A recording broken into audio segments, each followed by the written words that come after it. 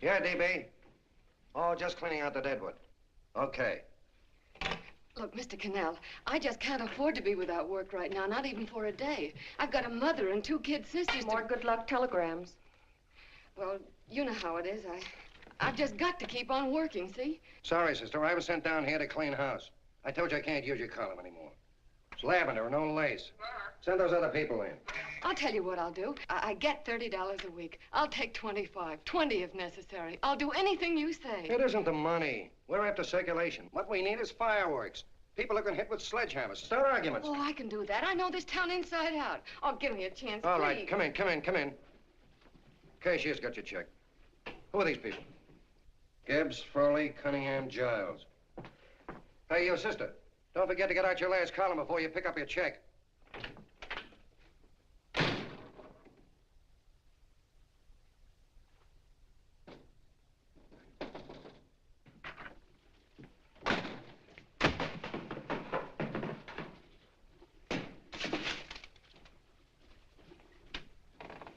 You're a couple of sticks shy in your column, man. Big rich slob like D.B. Norton buys a paper and 40 heads are chopped off. Did you get it, too? Yeah. You too? Oh, Joe. Oh, I'm sorry, darling. Why don't we tear the building down? Before you do, Ann, perhaps you'd better finish this column. Yeah, lavender and old lace. Wait, Joe. Wait. Wants fireworks, huh? Okay.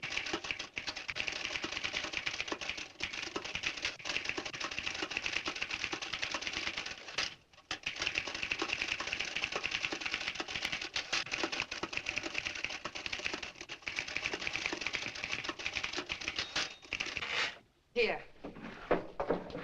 Below is a letter which reached my desk this morning. It's a commentary on what we laughingly call a civilized world. Dear Miss Mitchell, 4 years ago, I was fired out of my job. Since then, I haven't been able to get another one. At first, I was sore at the state administration because it's on account of the slimy politics here we have all this unemployment. But in looking around, it seems the whole world's going to pot. So in protest, I'm going to commit suicide by jumping off the City Hall roof. Signed, a disgusted American citizen, John Doe. Editor's note, if you ask this column, the wrong people are jumping off the roofs. Hey, Ann, this is the old Fakeroo, isn't it? Never mind that, Joe. Go ahead. Sorry.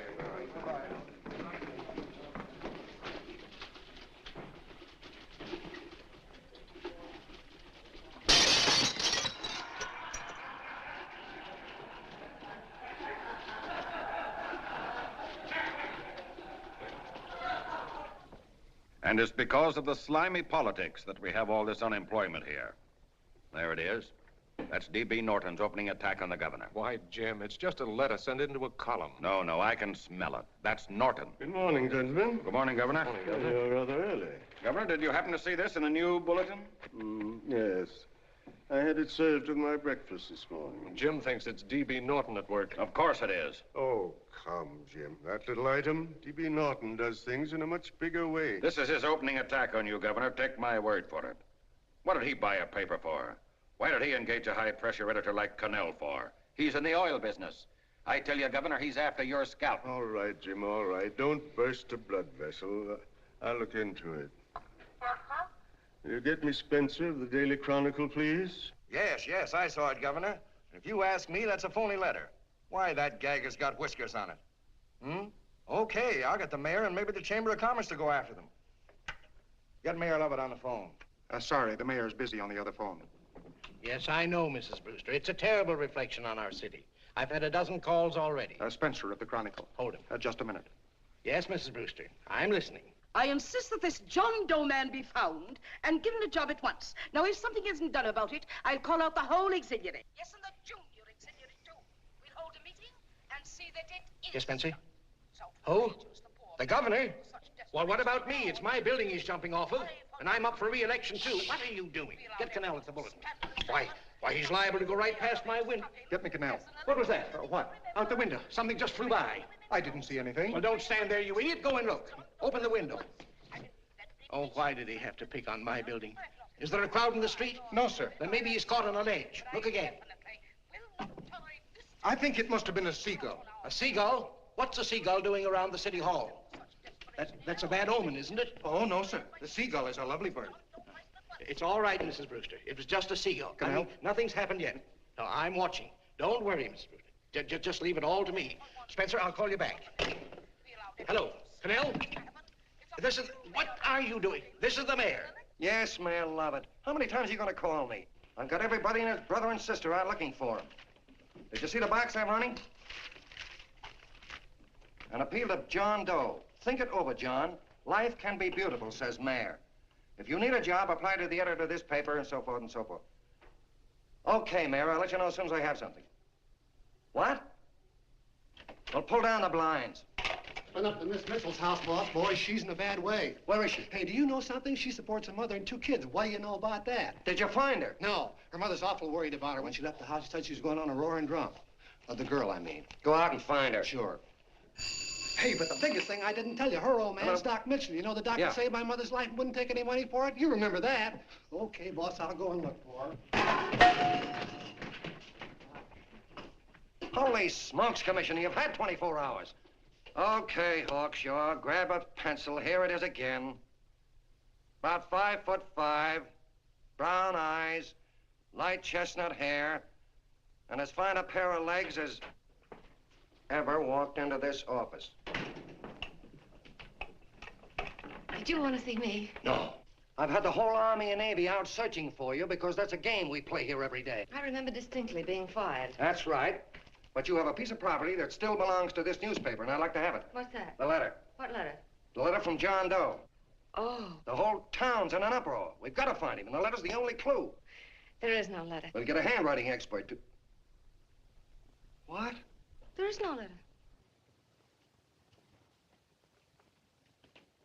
Say that again. There's no letter. I made it up. You made it up. Mm-hmm. You said you wanted fireworks. Don't you know there are 9 jobs waiting for this guy? 22 families want to board him free. 5 women want to marry him, and the mayor's practically ready to adopt him, and you... Just call the morgue, boss. They said there's a girl there. Shut up. Ann! Say, why didn't you... Beanie. Only one thing to do, Hank. Drop the whole business quickly. How? Run a story. Say John Doe was in here and is sorry he wrote the letter and... That's right. They've got it, sure. He came in here and I made him change his mind. Bulletin editor saves John Doe's life. Well, it's perfect. I'll have Ned write it up. Oh, Ned, I got a story I want you to... Wait a minute. Listen, you great, big, wonderful genius of a newspaper man. You came down here to shoot some life into this dying paper, didn't you? Well, the whole town's curious about John Doe, and boom, just like that, you're going to bury him. There's enough circulation in that man to start a shortage in the ink market. In what man? John Doe. What John Doe? John Doe, the one I made up. Look, genius, now look. Suppose there was a John Doe and he walked into this office. What would you do? Find him a job and forget about the whole business, I suppose, huh? Not me. I'd make a deal with him. A deal? Sure, when you get hold of a stunt that sells papers, you don't drop it like a hot potato. Well, this is good for at least a couple of months. You know what I'd do? Between now and, let's say, Christmas when he's going to jump, I'd run a daily on. Starting with his boyhood, his schooling, his first job. A wide-eyed youngster facing a chaotic world. The problem of the average man, of all the John Does in the world. Now, then comes the drama. He meets discouragement. He finds the world his feet of clay. His ideals crumble. So what does he do? He decides to commit suicide and protest against the state of civilization. He thinks of the river, but no. No, he has a better idea. The city hall. Why? Because he wants to attract attention. He wants to get a few things off his chest, and that's the only way he can get himself heard. So? So he writes me a letter, and I dig him up. He pours out his soul to me. And from now on, we quote, I protest by John Doe. He protests against all the evils in the world. The greed, the lust, the hate, the fear. All of man's inhumanity to man. Arguments will start. Should he commit suicide or should he not? People will write in pleading with him. But no, sir, John Doe will remain adamant. On Christmas Eve, hot or cold, he goes. See? Very pretty. Very pretty indeed, Miss Mitchell. But would you mind telling me who goes on Christmas Eve? John Doe. What John Doe? The one we hire for the job, you lunkhead. Wait a minute. Let me get this through this lame brain of mine. Are you suggesting we go out and hire someone to say he's going to commit suicide on Christmas Eve? Is that it? Right, you're catching on. Who, for instance? Anybody. Beanie'll do. Why, sure. Who, me? Jump off a... Oh, no, any time at Christmas. I'm superstitious.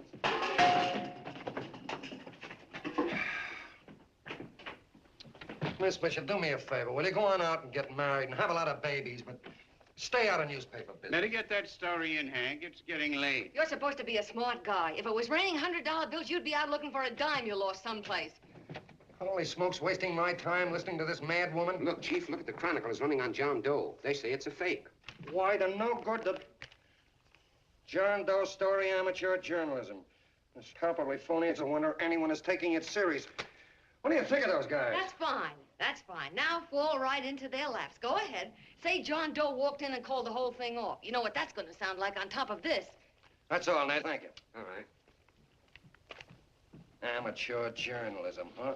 Why, that bunch of sophomores, I can teach them more about... Hey, boss, get a load of this. What? Look. What do they want? They all say they wrote the John Doe letter. Oh, they all wrote the letter. Tell them all to wait. Look, Mr. Cannell, one of those men is your John Doe. They're desperate and will do anything for a cup of coffee. Pick one out and you can make the Chronicle eat their words. I'm beginning to like this. If you ask me, Hank, you're playing around with dynamite. No. The gal's right. We can't let the Chronicle get the laugh on us. We've got to produce a John Doe now. Amateur journalism, huh? I'll show those guys. Sure, and there's no reason for them to find out the truth either, because naturally, I won't say anything. Okay, sister, you get your job back. Plus a bonus. What bonus? Oh, the bonus of $1,000 the Chronicle was going to pay me for this little document. You'll find it says that I, Ann Mitchell, hereby certify that the John Doe letter was created by me. I can read. Sorry. You think this is worth $1,000, do you? Oh, the Chronicle would consider it dirt cheap. Packs everything, including a gun. Okay, sister, you got yourself a deal. Now let's take a look at the candidates. The one we pick has got to be the typical average man. Typical American that can keep his mouth shut. Show me an American who can keep his mouth shut and I'll eat him. Okay, Beanie, bring him in one at a time.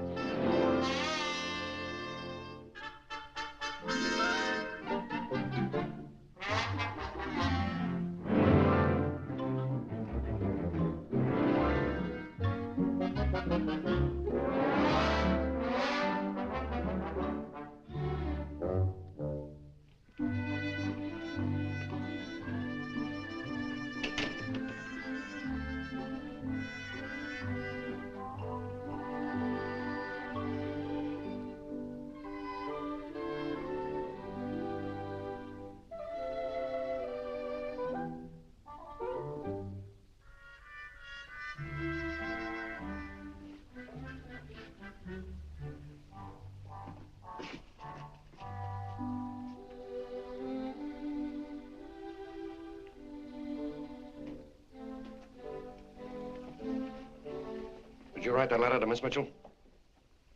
No, I didn't. What are you doing up here, then? Well, the paper says there were some jobs around loose. Thought there might be one left over. Had any schooling? Yeah, a little. What do you do when you work? I used to pitch. Baseball? Yeah, so my wing went bad. Where'd you play? Bush leagues, mostly. How about family? Got any family? No. Oh, just traveling through, huh? Yeah, me and a friend of mine. He's outside. Looks all right. It's perfect, a baseball player. What could be more American? I wish he had a family, though. Be less complicated without a family. Look at that face, it's wonderful. They'll believe him. Come on. What's your name? Willoughby. John Willoughby. Long John Willoughby, they called me in baseball. Would you like to make some money? Yeah, maybe. Would you be willing to say you wrote that letter and stick by it? I get the idea. Yeah, maybe. That's our man. He's made to order. I don't know. He don't seem like the kind of a guy that'd fall in line. When you're desperate for money, you do a lot of things, Mr. Cannell. He's our man, I tell you. He's fainted. Get the water, quickly. Hurry up, Pop. Oh. Right here, sit down. You all right? Yeah, I'm all right. How many is that, 6?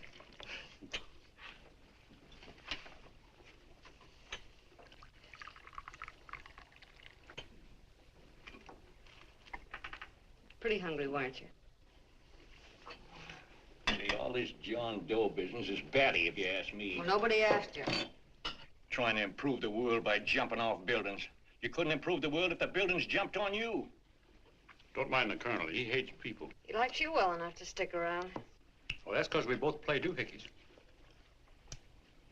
I met him in a boxcar a couple of years ago. I was fooling around with my harmonica, and he comes over and joins in.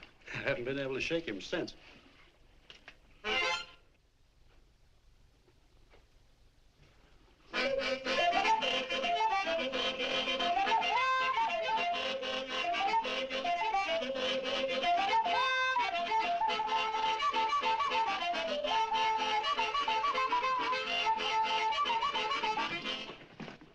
Here he is. No, you can't take pictures of him like that, eating a sandwich and with a beard.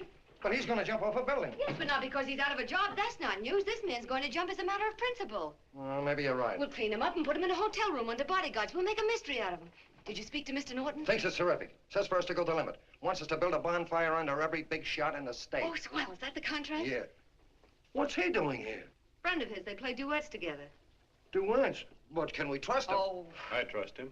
Oh, you trusted me. Well, that's fine. I suppose he trusts you, too. Oh, stop worrying. He's all right. Okay, but we don't want more than a couple of hundred people in on this thing.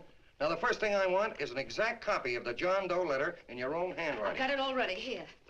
No, that's fine. Now, I want you to sign this agreement. It gives us an exclusive story under your name, day by day, from now until Christmas. On December 26th, you get one railroad ticket out of town. And the bulletin agrees to pay to have your arm fixed. That's what you want, isn't it? Yeah, but it's got to be by Bonesetter Brown. Okay, Bonesetter Brown goes. Here, sign it.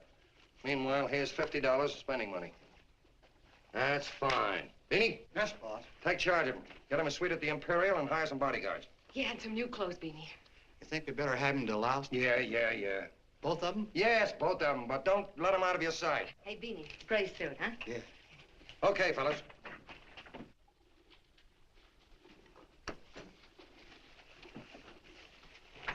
Take it easy, John Doe. And you start pounding that typewriter. Oh, boy, this is terrific. No responsibilities on our part, just statements from John Doe, and we can blast our heads off. Before you pop too many buttons, don't forget to make out that check for $1,000. Okay, fellas, now, let me see. You sit outside the door. Nobody comes in, see? You two fellas sit in here. Hey, pretty nifty, huh? You ain't gonna get me to stay here. Sure you are. No, sir. That spot under the bridge where we slept last night's good enough for me. Say, what'll I do with this baggage? I'll stick him in the bedroom. Give me mine. I ain't staying. You know, we were headed for the Columbia River country before all this John Doe business came up. You remember that, don't you? Sure, I remember. Say, your ears popped coming up in the elevator. Mine did. All along, John. I tell you, it's no good. You're gonna get used to a lot of stuff that's gonna wreck you. Why, that $50 in your pocket's beginning to show up on you already. And don't pull that on me, neither. Stop worrying, Colonel. I'm going to get my arm fixed out of this. Hey, here's some cigars the boss sent us. Have one. Hey, Help cigars. yourself. No.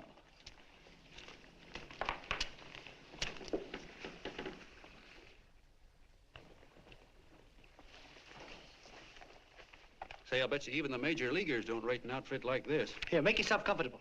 Paper? I don't read no papers, and I don't listen to radios either. I know the world's been shaped by a drunken barber, and I don't have to read it. I've seen guys like you go under before. Guys that never had a worry. Then they got a hold of some dough and went goofy. The first thing that happens Hey, to a did you guy... get a load of the bedroom? No. The first thing that happens to a guy like that, he starts wanting to go into restaurants and sit down at a table and eat salads and cupcakes and tea. Boy, what that kind of food does to your system.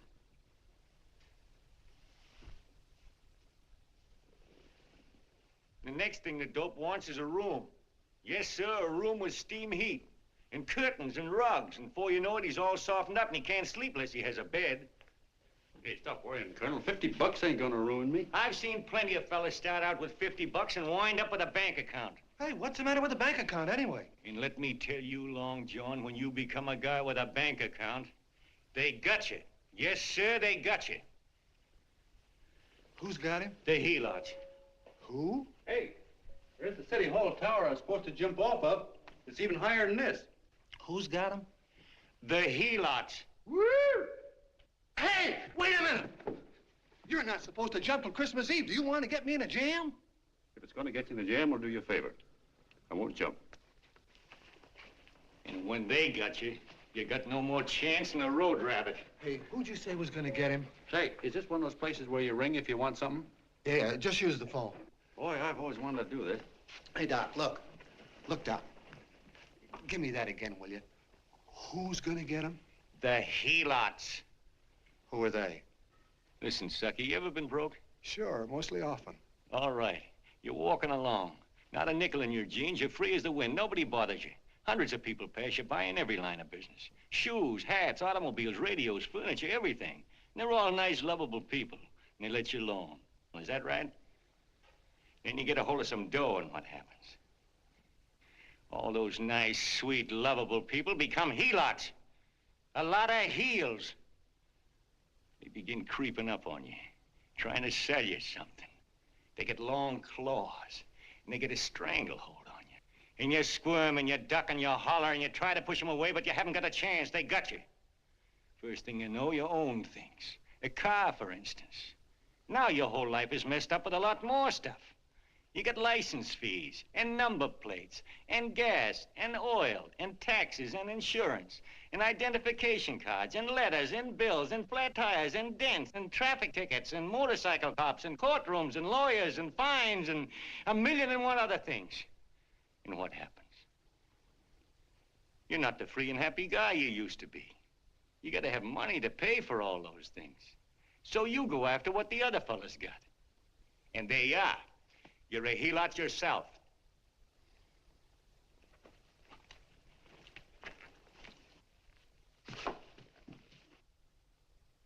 You win, Colonel. Here, take the 50. Go out and get rid of it. You bet I will, just as fast as I can. I'm gonna get some canned goods, a fishing rod, and the rest I'm gonna give away. Give away? Hey, get me a pitcher's glove. I gotta get some practice. Say, he's giving it away. I'm gonna get me some of that. Hey, come back here, you helot. Will you send up 5 hamburgers with all the trimmings, 5 chocolate ice cream sodas, and 5 pieces of apple pie? No, apple with cheese. Yeah, thanks.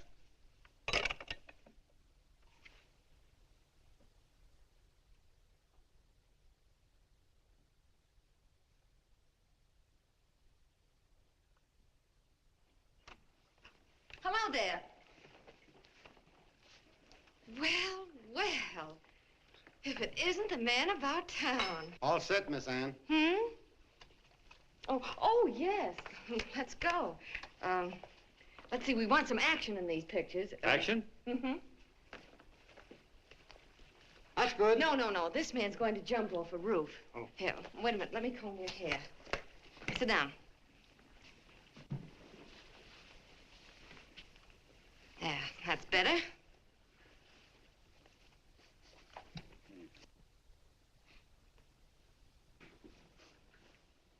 You know, he's got a nice face, hasn't he? Yeah, he's pretty. Here, sit down. Quiet, egghead. All right, now a serious expression. Can't. I'm feeling too good. Oh, come on now. This is serious. You're a man disgusted with all of civilization. With all of it? Yes, you're sore at the world. Come on now. Oh, crabby guy, huh? Yeah. No.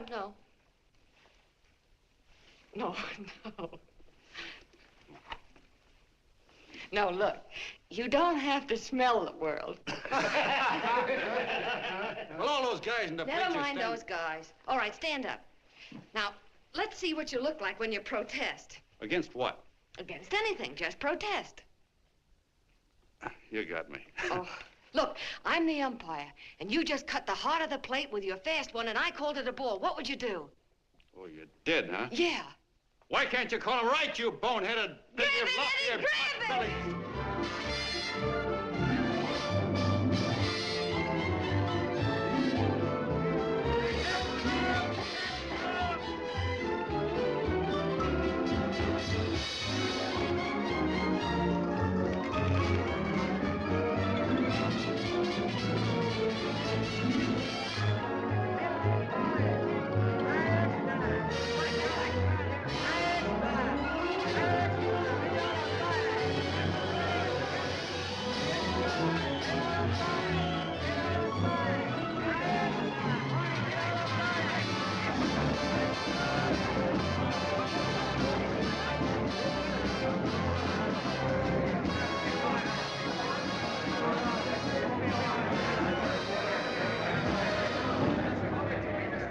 I don't care whose picture they're publishing. I still say that this John Doe person is a myth, and you can quote me on that. And I'm going to insist on his being produced for questioning. You know as well as I do that this whole thing is being engineered by a vicious man with a vicious purpose, Mr. D.B. Norton.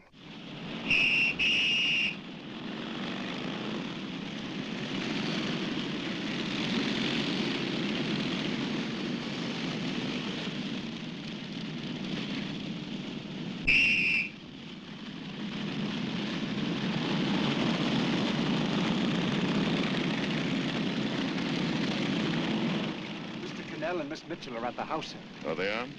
All right, come on. Personally, I think it's just plain stupidity to drop it. Now, you should see his fan mail, thousands. Why, it's going over like a house afire. What are you afraid of, Canal? It's doubled our circulation. Yeah, but it's got everybody sore. Ads are being pulled. The governor's starting a libel suit. What's more, they all know John Doe's a phony, and they insist on seeing Well, what about it? Let them see him. We'll go on one better. They can also hear him. You own a radio station, Mr. Norton. Why not put him on the air? Watch out for this damn DB. She'll drive you batty. Oh, Look, we can't let him get to this Bush League pitcher and start pumping him. Good night.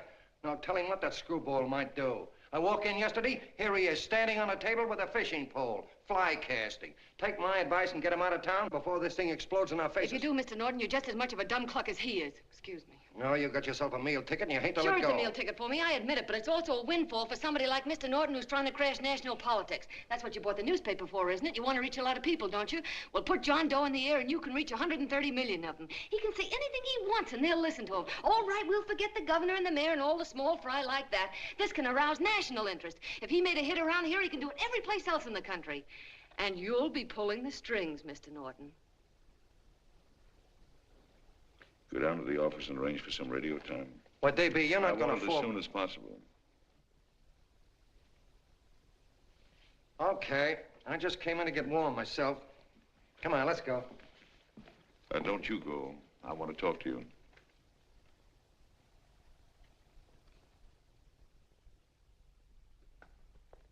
Sit down.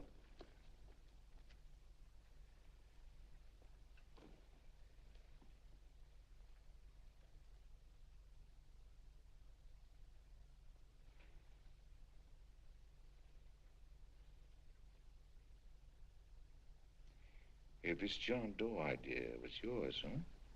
Yes, sir.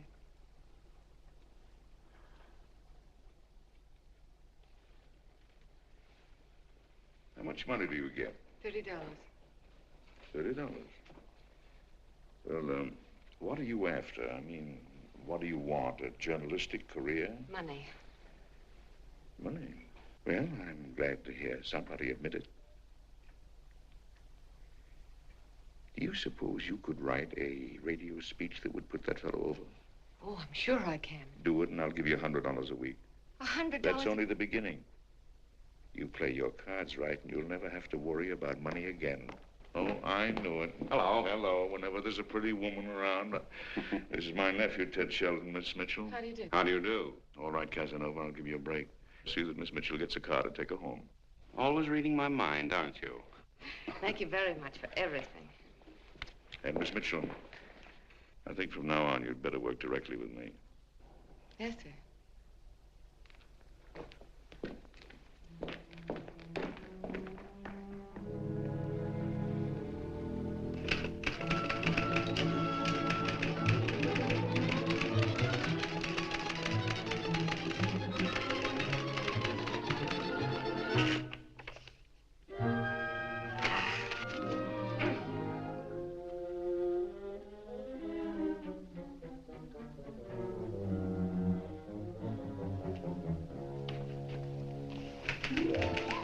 Hey!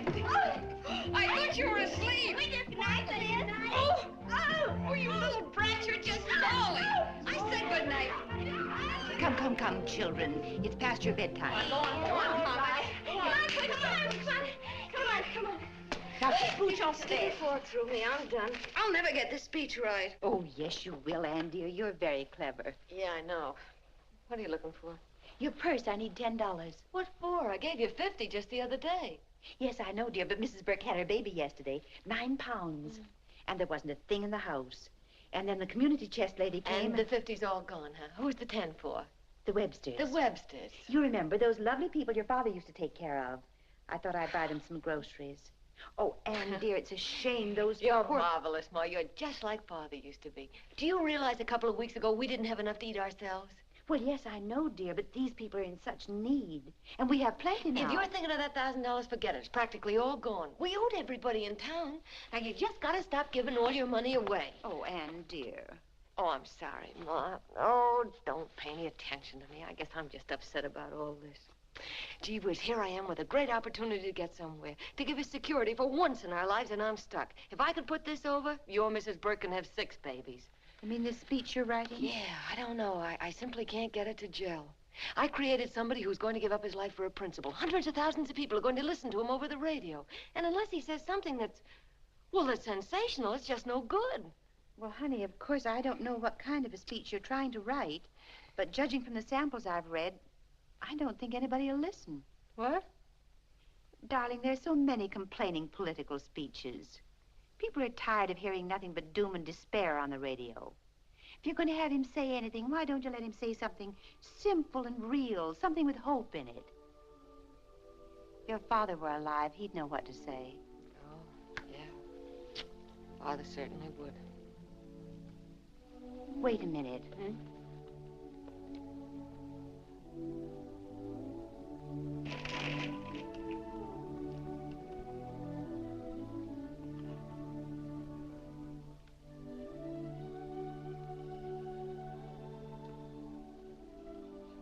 That's your father's diary, Anne.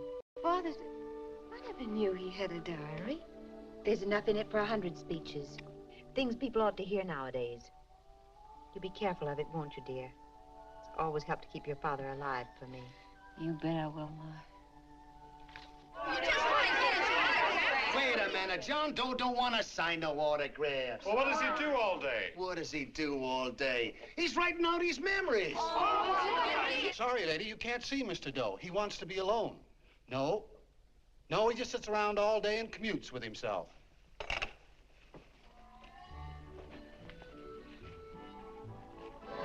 Oh!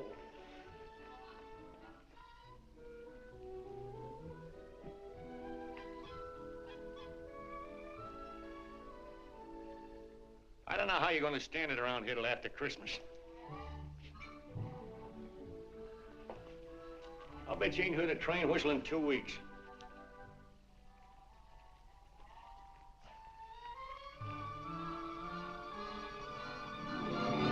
Steve, right!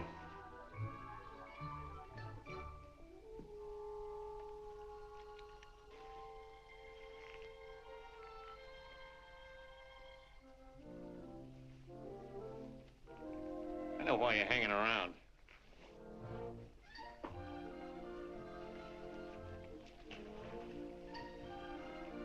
You're stuck on the girl.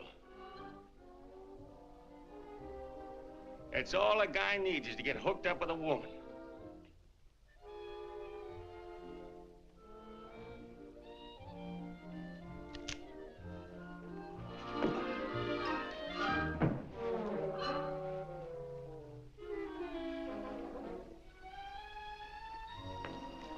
What was that, a single?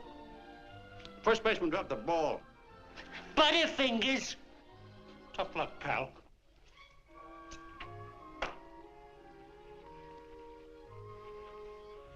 Guy has a woman on his hands. First thing he knows, his life is balled up with a lot more things. Furniture.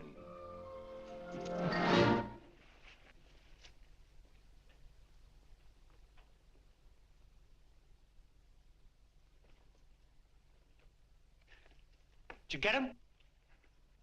You're out. Swell. What's this, the end of the 8th? 9th.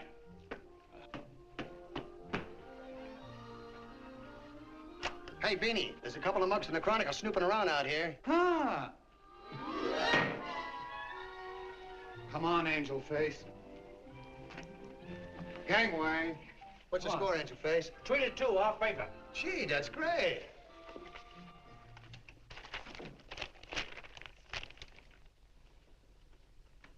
Hey, you got swell form there. Must have been a pretty good pitcher. Pretty good. Say, I was just about ready for the major leagues when I chipped a bone in my elbow. I got it pitching a 19-inning game. 19? Yeah. There was a major league scout there watching me, too. And he came down after a game with a contract. You know what? I couldn't lift my arm to sign it. I'll be okay, though, as soon as I get it fixed up. It's too bad. What do you mean, too bad? Huh? Oh, that you'll never be able to play again. What are you talking about? I just told you I was going to get Well, you know how they are in baseball if a guy's mixed up in a racket. Racket? What do you mean? Well, I was just thinking about this John Doe business. Why, as soon as it comes out it's all a fake, you'll be washed up in baseball, won't you? Yeah. Hey, doggone. I never thought about that.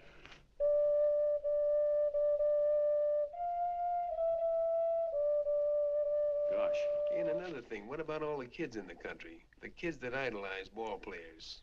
What are they gonna think about you? Yeah. Hey, Colonel.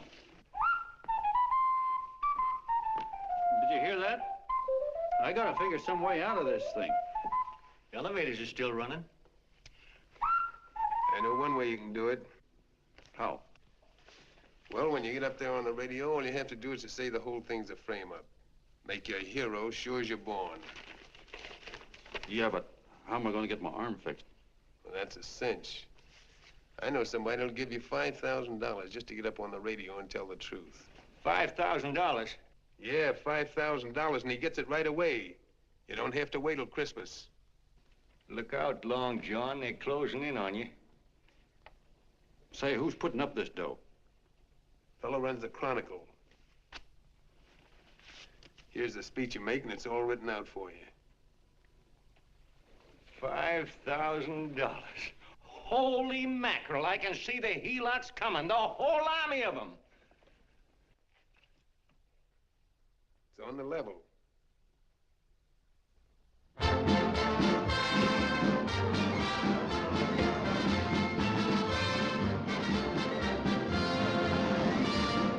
No, I'm sorry. Tickets for the broadcast are all gone. Phone the bulletin. Sorry, no more tickets left.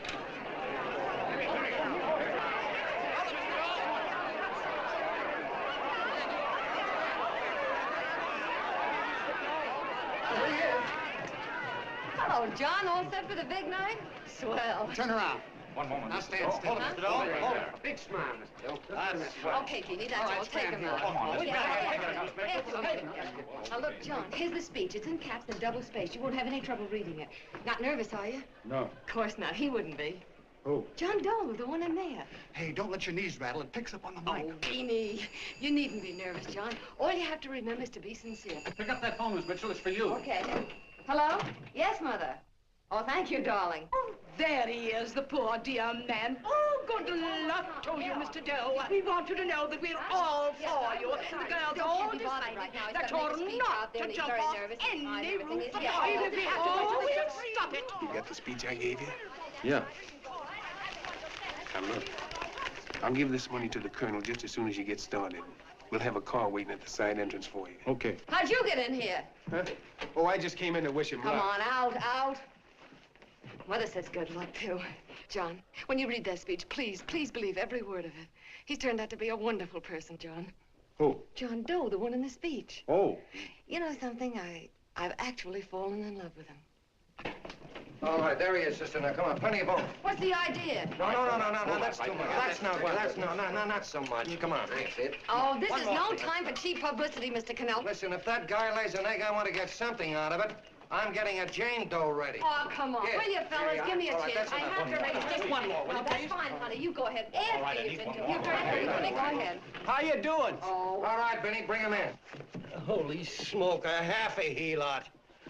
There you are, boss, just like you ordered. Symbols of little people. Okay, get him up. All right, young fella. This is ridiculous, Mr. Cannell. Come on, give me a chance. The man's on the air. Come on, Look at him. Oh, fellas, I told you could have all the pictures you want. No, come on, ask. You can have a... Come on, that's right. Afterwards, you can get all the pictures you want. Thank you very much. Come on, will you? Afterwards, that's right. Come on, Snooks, you've got to bail out. Okay, goodbye, Mr. Doe. Beanie. All right. Better get ready. 1 minute to go. Wow, 1 minute to go and the score is nothing to nothing. Now, please, John, You won't let me down, will you? Will you? Of course you won't. If you'll just think of yourself as the real John Doe. Listen, everything in that speech are things a certain man believed in. He was my father, John. When he talked, people listened. And they listened to you, too. Funny. You know what my mother said the other night?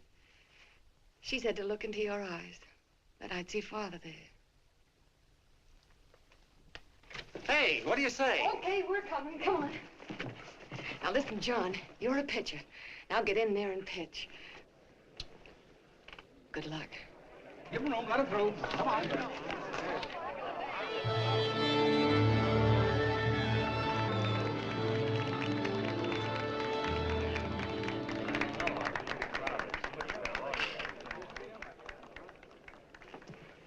Hey, let's get out of here. There's the door right there. Hey, what are you doing here? That's what I'd like to know. Come on, out. Hey, he's a friend of mine. Never mind, let him alone. He's all right. I'll be right over there pulling for you.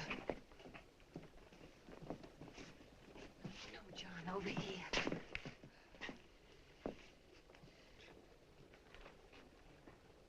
Stand by.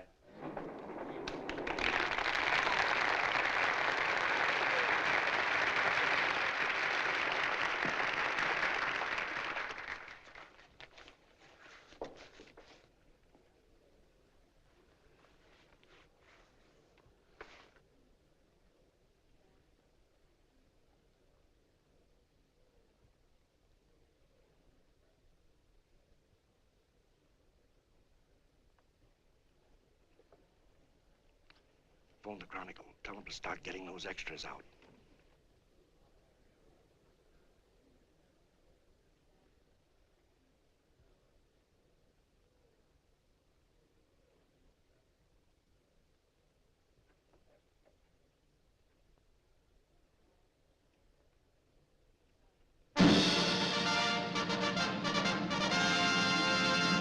And good evening, ladies and gentlemen. This is Kenneth Fry speaking for the New Bulletin. Tonight we give you something entirely new and different. Standing beside me is the young man who has declared publicly that on Christmas Eve he intends to commit suicide, giving as his reason, quote, "I protest against the state of civilization," end quote. Ladies and gentlemen, the New Bulletin takes pleasure in presenting the man who is fast becoming the most talked of person in the whole country, John Doe.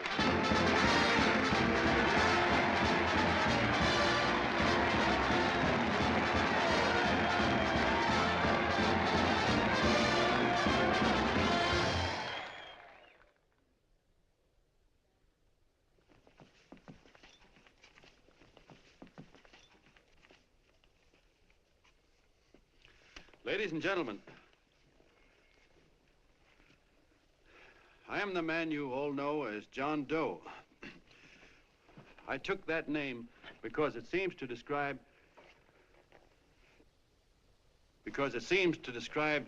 the average man. And that's me. And that's me. Well, it was me before I said I was going to jump off the city hall roof at midnight on Christmas Eve. Now I guess I'm not average anymore. Now I'm getting all sorts of attention. From big shots, too. We've been double-crossed. The mayor and the governor, for instance. They don't like those articles I've been writing. You're an imposter, young fellow. That's a pack of lies you're telling. Who wrote that speech for you? Benny, get that guy. Hey, Ken.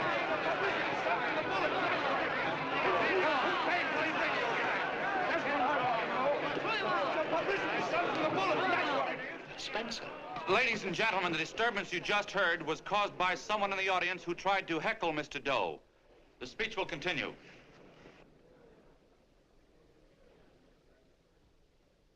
Well, people like the governor and that fellow there can stop worrying. I'm not going to talk about them. I'm going to talk about us, the average guys, the John Does. If anybody should ask you what the average John Doe is like, you couldn't tell him because he's a million and one things. He's Mr. Big and Mr. Small. He's simple and he's wise. He's inherently honest, but he's got a streak of larceny in his heart. He seldom walks up to a public telephone without shoving his finger into the slot to see if somebody left a nickel there.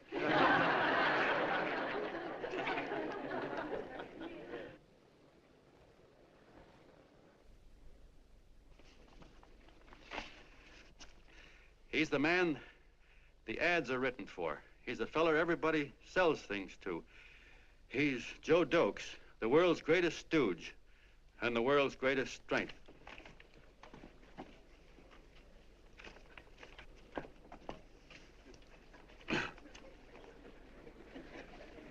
Yes, sir.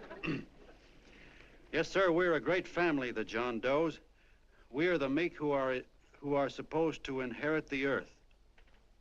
You'll find us everywhere. We raise the crops, we dig the mines, work the factories, keep the books, fly the planes, and drive the buses. And when a cop yells, "Stand back there, you," he means us, the John Does. Well, what kind of a speech is that? Didn't you read it? We've existed since time began. We built the pyramids. We saw Christ crucified, pulled the oars for Roman emperors, sailed the boats for Columbus, retreated from Moscow with Napoleon, and froze with Washington at Valley Forge. Yes, sir. We've been in there dodging left hooks since before history began to walk. In our struggle for freedom, we've hit the canvas many a time, but we always bounce back because we're the people, and we're tough.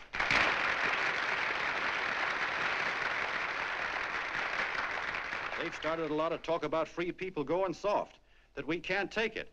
That's a lot of hooey. A free people can beat the world at anything, from war to tiddlywinks, if we all pull in the same direction.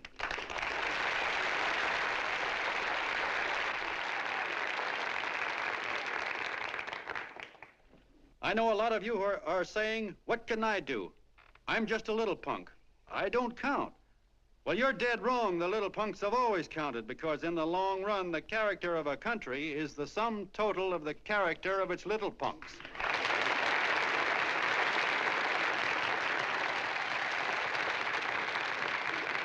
But we've all got to get in there and pitch. We can't win the old ball game unless we have teamwork.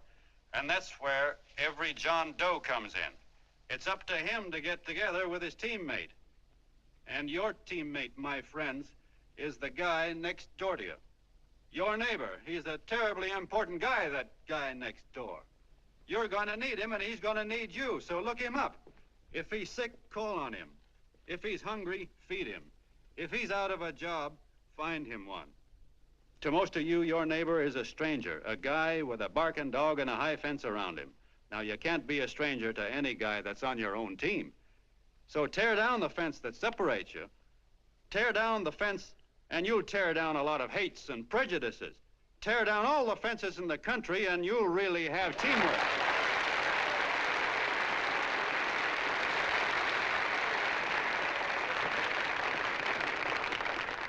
I know a lot of you are saying to yourselves, "He's asking for a miracle to happen. He's expecting people to change all of a sudden." Well, you're wrong. It's no miracle. It's no miracle because I see it happen once every year, and so do you, at Christmas time. There's something swell about the spirit of Christmas, to see what it does to people, all kinds of people.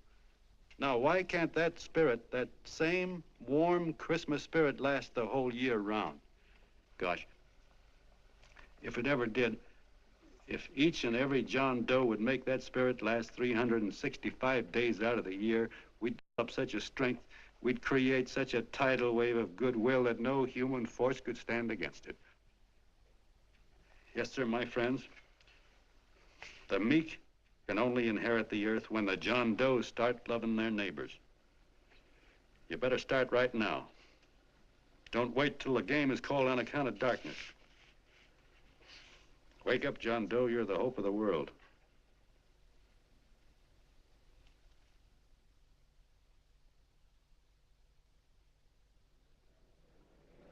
John, you were wonderful.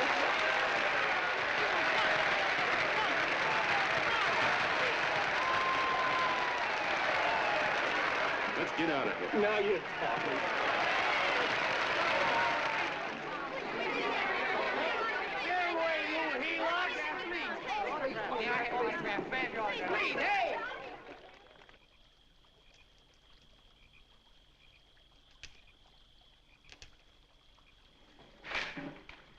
I knew you'd wake up sooner or later. Boy, am I glad we got out of that mess. I had the 5,000 bucks sewed up. Could have been on my way to old Doc Brown. You're a pitcher, John, she says. Now, go in there and pitch. What a sucker. Yeah, she's a heel-out just like the rest of us. Lucky you got away from her. What was I doing up there making a speech anyway? Me, huh? Geez, the more I think about it, the more I could... Tear down all the fences. Why, if you tore one picket off of your neighbor's fence, he'd sue you. 5,000 bucks, had it right in my hand. What do you mean he ran away?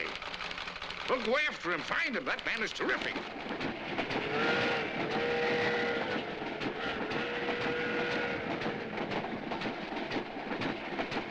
Columbia River, here we come.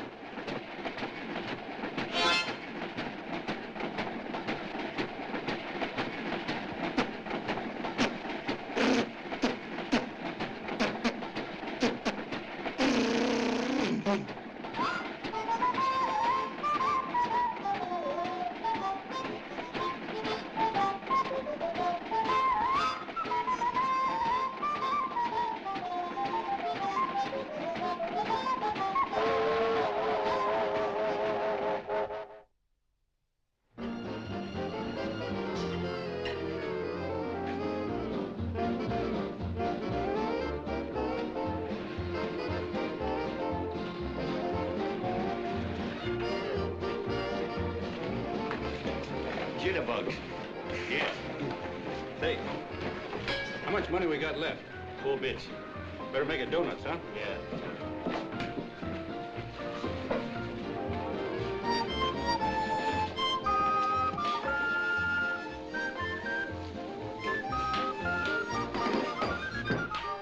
What'll it be, gents? Have you got a couple of steaks about that big and about that thick? Yeah, with hash brown potatoes and tomatoes and apple pie and ice cream and coffee. And donuts, I know. Hey, Ma, Seekers, a pair. Think of the pair coming up. Glad he took the tea out of that.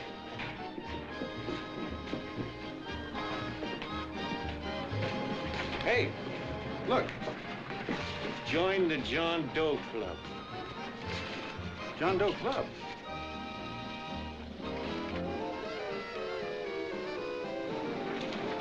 Uh-oh. You John Doe? Who? John Doe. Ah, you need glasses, buddy. Oh, but Jay, it's a spitting image of John Doe. Yeah, but his name is Willoughby. Oh, I'm John Willoughby. I'm a baseball player. Sure. Oh, no, I'd know that voice anyway. You can't kid me. You John Doe. Hey, Ma! Ma!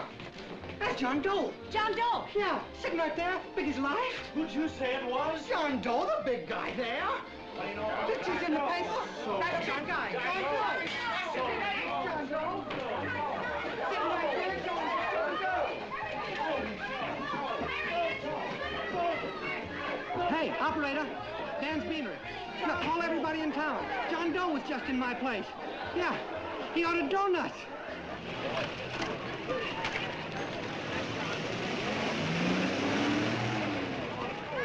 John Doe. Let's see John Doe.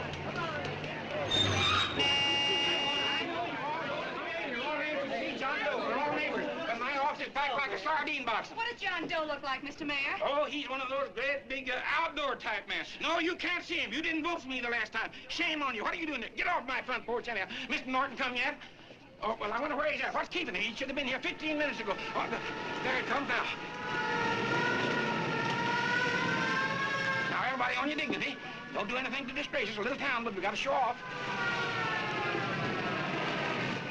Better let me talk to him. All right, but present it to him as a great cause for the common man. Ah, here he comes. Now, give him room down there. Give him room, folks. Come on now. Come on. Here he comes. Here he comes. Here's Mr. Norton. How do you do, Mr. Norton? I'm Mayor Hawkins. Here's Mr. Norton. Let me go, you darn tool. I'm the mayor. Mr. Norton. Mr. Norton.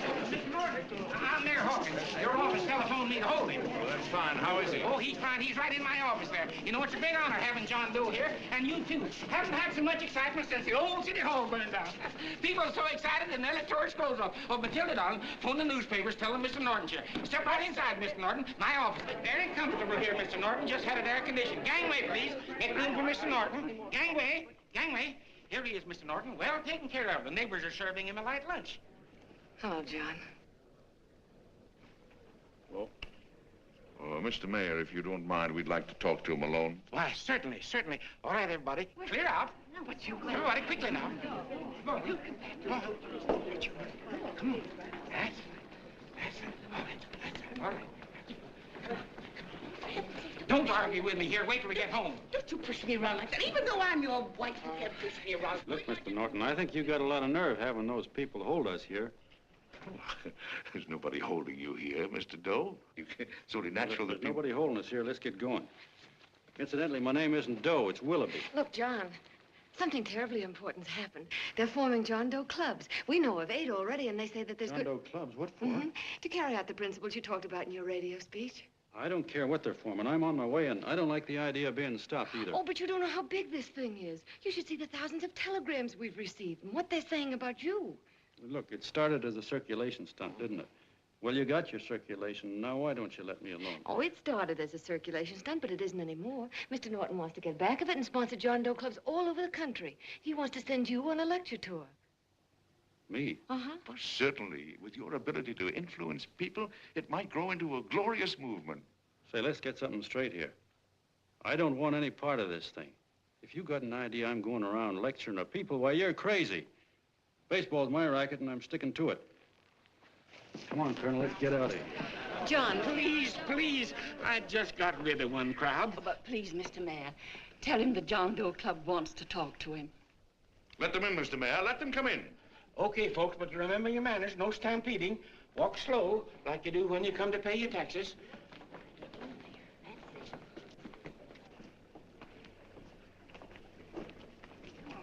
Okay. All right, give me a chance. Come right in. My name's Bert Hansen, Mr. Doe. I'm the head soda jerker at Schwabacker's drugstore. Well, sir, you see, me and my wife, we heard your broadcast, and we got quite a bang out of it, especially my wife. Kept me up half the night saying, that man's right, honey. The trouble with the world is nobody gives a hoot about his neighbor. That's why everybody in town's sore and cranky at each other. And I kept saying, well, that's fine, but how's a guy gonna go around loving the kind of neighbors we got? Old Sourpuss, for instance. You see, Sourpuss Smithers is a guy who lives all alone next door to us. He's a cranky old man that runs a second-hand furniture store. We haven't spoken to him for years. I always figured he was an ornery old gent that hated the world because he was always slamming his garage door and playing the radio so loud he kept half the neighbors up. Well, anyway, the next morning, I'm out watering the lawn, and I look over, and there's Sourpuss on the other side of the hedge straightening out a dent in his fender. And my wife yells to me out the window. She says, go on, speak to him, Bert. And I figured, well, heck, I can't lose anything, so I yelled over to him, good morning, Mr. Smithers. He went right on pounding his fender. Was I burned? So I turned around to give my wife a dirty look, and she said, louder, louder, he didn't hear you. So in a voice you could have heard in the next county, I yelled, good morning, Mr. Smithers. Well, sir, you could have knocked me over with a feather. Old Sourpuss turned around, surprised-like, and he put on a big smile, came over and took my hand like an old lodge brother, and he said, good morning, Hanson. I've been wanting to talk to you for years, only I thought you didn't like me. And then he started chatting away like a happy little kid, and he got so excited his eyes all... Well, Mr. Doe, before we got through, I found out Smithers is a swell egg, only he's pretty deaf, and that accounts for all the noises. And he says it's a shame how little we know about our neighbors. And then he got an idea, and he said, how's about inviting everybody someplace where we can all get together and know each other a little better? Well, I'm feeling so good by this time, I'm ripe for anything, so Smithers goes around the neighborhood inviting everybody to a meeting at the schoolhouse, and I tell everybody that comes in the store, including Mr. Schwabacker, my boss. I'm talking too much. Well, I'll be doggone if over 40 people don't show up. Of course, none of us knew what to do, but we sure got a kick out of seeing how glad everybody was just to say hello to one another. Tell him about making Sourpuss chairman. Oh, yeah, we made Sourpuss chairman and decided to call ourselves the John Doe Club. And say, incidentally, this is my wife. Come here, honey. This is my wife, Mr. Doe. How do you do, Mr. Doe? Sourpuss is here, too. Oh, is he? Yes. This is Sourpuss, or excuse me, Mr. Smithers, Mr. Doe. That's all right. If you didn't call me Sourpuss, it wouldn't feel natural. Well, anyway, I guess nearly everybody in the neighborhood came except the Delaney's. The Delaney's live in a big house with an iron fence around it, and they always keep their blinds drawn. And we always figured that he was just an old miser that sat back counting his money, so why bother about inviting him? Until Grimes, the milkman, spoke up, and he said, say, you've got the Delaney's all wrong. And then he tells us about how they canceled their milk last week, and how when he found a note in the bottle, he got kind of curious-like, and he sort of peeked in under the blinds and found the house was empty. If you ask me, he says, they're starving. Old man Delaney has been bringing his furniture over to my place at night, one piece at a time, and selling it. Yeah. And, well, sir, a half dozen of us ran over there to fetch him, and we brought him to the meeting. And what a reception they got. Why, everybody shook hands with him and made a fuss over them, and, well, finally, Mr. and Mrs. Delaney just sat right down and cried. And then we started to find out about a lot of other people. Yeah, sure. Well, you know Grubel, for instance. Grubel's here. See? Yeah, that's a... Of course, you don't know Grubel, but he's a man that everybody figured was the worst no-account in the neighborhood because he was living like a hermit, and nobody would have anything to do with him. That isn't until Murphy, the postman, told us the truth. Why, Grubel, he says, he lives out of garbage cans because he won't take charity, because it'd ruin his self-respect, he says. Just like you said on the radio, Mr. Doe. Well, sir, about a dozen families got together and gave Grubel a job watering their lawns. Isn't that wonderful? And then we found jobs for 6 other people, and they've all gone off for relief. Yeah, and my boss, Mr. Schwabacker, made a job in his warehouse for old man Delaney. And he gave you that $5 raise. Yeah, wasn't that swell? Why, Bert, I feel slighted. I'd like to join, but nobody asked me. I'm sorry, Mayor, but we voted that no politician could join. Just the John Does of the neighborhood, because you know how politicians are. Well, the reason we wanted to tell you this, Mr. Doe, was just to give you an idea of what you started. And from where I'm sitting, I don't see any sense in you jumping off any building. No. Well, thank you for listening. Goodbye, Mr. Doe. You're a wonderful man, and it strikes me you can be mighty useful walking around for a while. Hey, goodbye, Mr. Doe. Goodbye, Mr. Doe.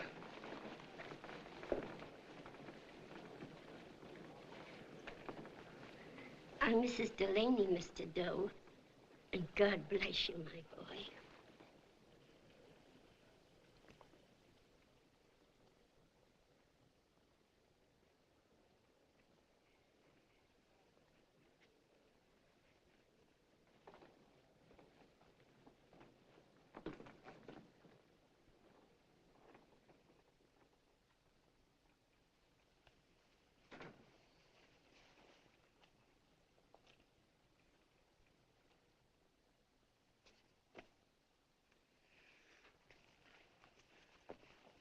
Gee whiz, I'm all mixed up. I don't get it. Look, all those swell people think I'm going to jump off a building or something. I never had any such idea. Gosh. The fellow'd have to be a mighty fine example himself to go around telling other people how to... Say, look, what happened the other night was on account of Miss Mitchell here. She wrote the stuff. Don't you see what a wonderful thing this can be? But we need you, John.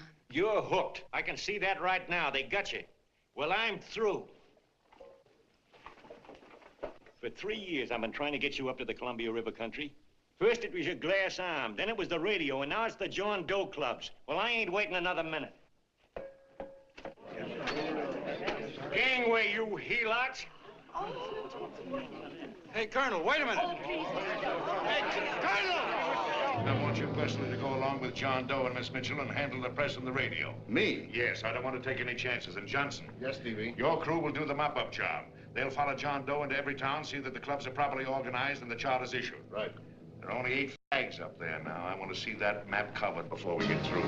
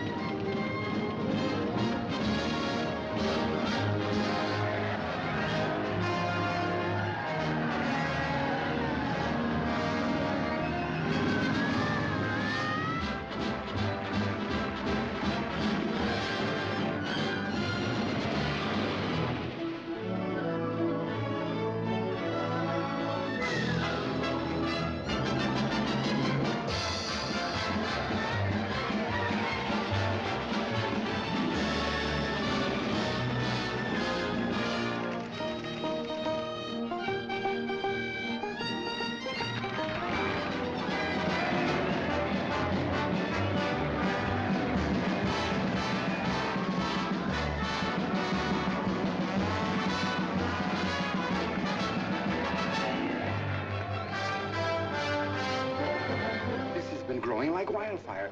If they made demands, I'd understand it. But the John Does asked for nothing. People are going off relief. If this keeps up, I'll be out of a job. As soon as it gets strong enough, we'll find out what John Doe wants. 30 every Thursday, 60 at 60. Who knows what? I'm sorry, boss. They just won't let anybody talk politics to them. It's crazy. We've got to get to them. They represent millions of voters.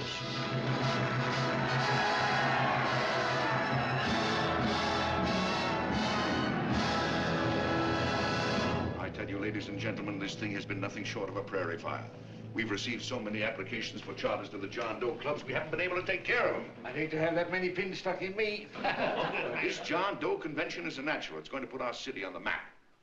Why, over 2,400 John Doe clubs are sending delegates. Can you imagine that? You, Mr. Mayor, will be the official host. You will make the arrangements for decorating the city, parades, and a reception for John Doe when he gets home. And don't wear your high hat. No high hat? No high hat. And from you, Canelo, I want a special John Doe edition every day until the convention is over. And now, if you will, please step into the outer office and look your prettiest because there are photographers there to take pictures of this committee. Don't worry, D.B. Everything will be taken care of. Isn't it all too wonderful? Gather down here in a nice group now. Get a nice group around here. Oh, Mr. Mayor, would you step down in front row, please? You ladies get close to him. That's it. Well, I don't get it. Get what? Look, D.B., I'm supposed to know my way around. This John Doe movement has cost you a fortune. Now, this convention is going to cost plenty. Well? Well, I'm stuck with 2 and 2, and I'm a sucker if I can make 4 out of it. Where do you come in? You'll have the satisfaction of knowing that my money has been spent for a worthy cause. I see. I better stick to running the paper, huh? I think maybe you better had. And Canal, I'd like to have the John Doe contract, all the receipts for the money we advanced him, and the letter Miss Mitchell wrote, for which I gave her $1,000. Yes, sure. Well, we leave for the airport, half an hour. Is that Johnny boy's room? Better hustle him up. He'll be ready on time. He's packing now. Ah, good. Did you see his picture on the cover of Time? Yeah. I gotta give you credit, Annie girl. I've handled a good many big promotions in my time. Everything from a World's Fair to a channel swimmer. But this one has certainly got me spinning. And now a John Doe convention. Wow. Say, if you could only get him to jump off the City Hall roof on Christmas Eve, I'd guarantee you 500,000 people there. Charlie. Huh? What do you make of him? Oh, Johnny boy?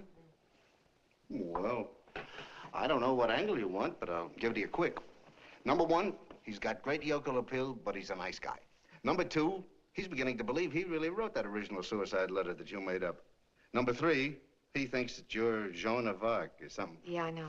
Number 4, well, you know what number 4 is. He's nuts about you. Yeah, it's running out of his ears. You left out number 5. We're all heels, me especially. Holy smoke. Come in.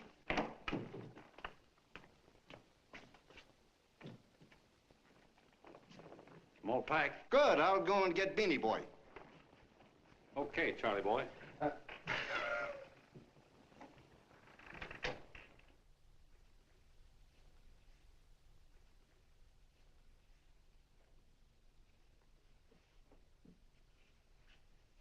Can I help you pack? No, thank you.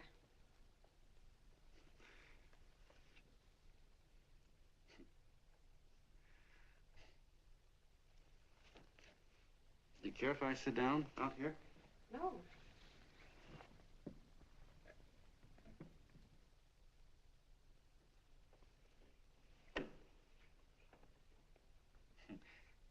You know, I had a crazy dream last night. It was about you. About me?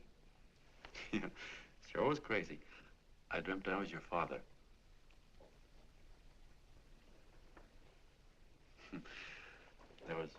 There was something I was trying to stop you from doing.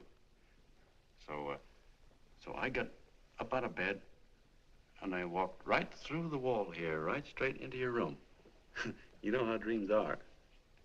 And there you were in bed. But you're a little girl, you know, about 10. And very pretty, too. So I shook you, and the moment you opened your eyes, you hopped out of bed and started running like the devil in your nightgown. You ran right out the window there, and you ran out over the tops of buildings and roofs and everything for miles. And I was chasing you. And all the time you were running, you kept growing bigger and bigger and bigger, and pretty soon you were as big as you are now, you know, grown up. And all the time I kept asking myself, what am I chasing her for? And I didn't know. Isn't that a hot one? Well, anyway, you ran into some place, and then I ran in after you, and when I got there, there you were, getting married. And the nightgown had changed into a beautiful wedding gown. You sure look pretty, too. And then I knew what it was I was trying to stop you from doing. Dreams are sure crazy, aren't they? Well, would you like to know who it was you were marrying? Oh, a tall, handsome Ubangi, I suppose. No, not that bad. It was that fellow that sends you flowers every day. Yeah, what's his name? Mr. Norton's nephew? Ted Sheldon. Yeah, that's the one. But here's the funniest part of it all. I was the fellow up there doing the marrying, you know, the justice of peace or something. You were? I thought you were chasing me. Well, yes, I was, but I was your father then, you see. But the real me, John Doe, or that is, Long John Willoughby, I was the fellow up there with the book. You know what I mean? I guess so. Then what happened? Well, I took you across my knee and I started spanking you. That is, I didn't do it. I mean, I did do it, but it wasn't me, you see. I was your father then. Well, I held you across my knee and I said, Annie, I won't allow you to marry a man that's just rich or that has his secretary send you flowers. The man you marry has got to swim rivers for you. He's got to climb high mountains for you. He's got to slay dragons for you. He's got to perform wonderful deeds for you. Yes, sir. And all the time, the guy up there, you know, with the book, me, just stood there nodding his head. And he said, go to it, Pop. Whack her one from me, because that's just the way I feel about it, too. So he said, come on down here and whack her yourself. So I came down and I whacked you a good one, see? And he whacked you. And I whacked you another one. We both started whacking you like... Well, if you're through whacking her, come on, let's get going. Okay, fellas, right in here. You go out the side entrance, there's a bunch of autograph seekers out front. We'll be down with the bags in a minute. Come on, don't make a government project out of this.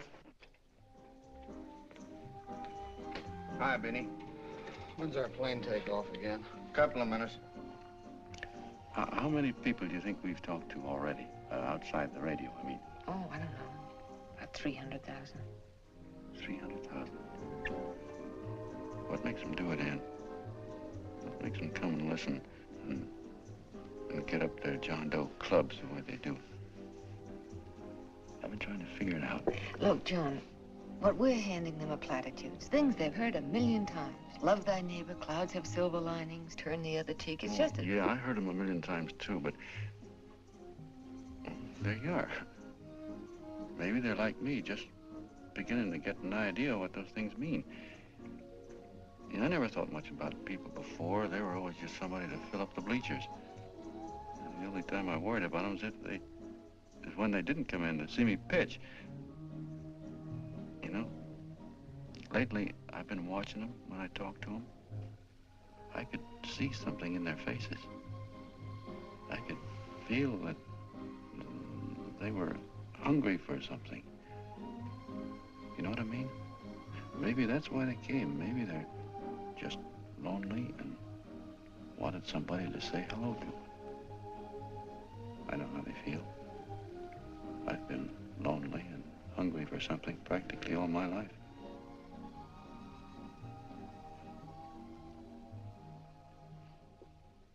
All aboard, folks. Yeah, that's true. Oh, somebody else sitting here? No, that's your seat. And this is your coat. Mine? A little token of appreciation. Oh, it's beautiful, D.B. Well, I don't quite know what to say. Well, don't say anything at all. Just sit down. Oh. Go ahead, open it.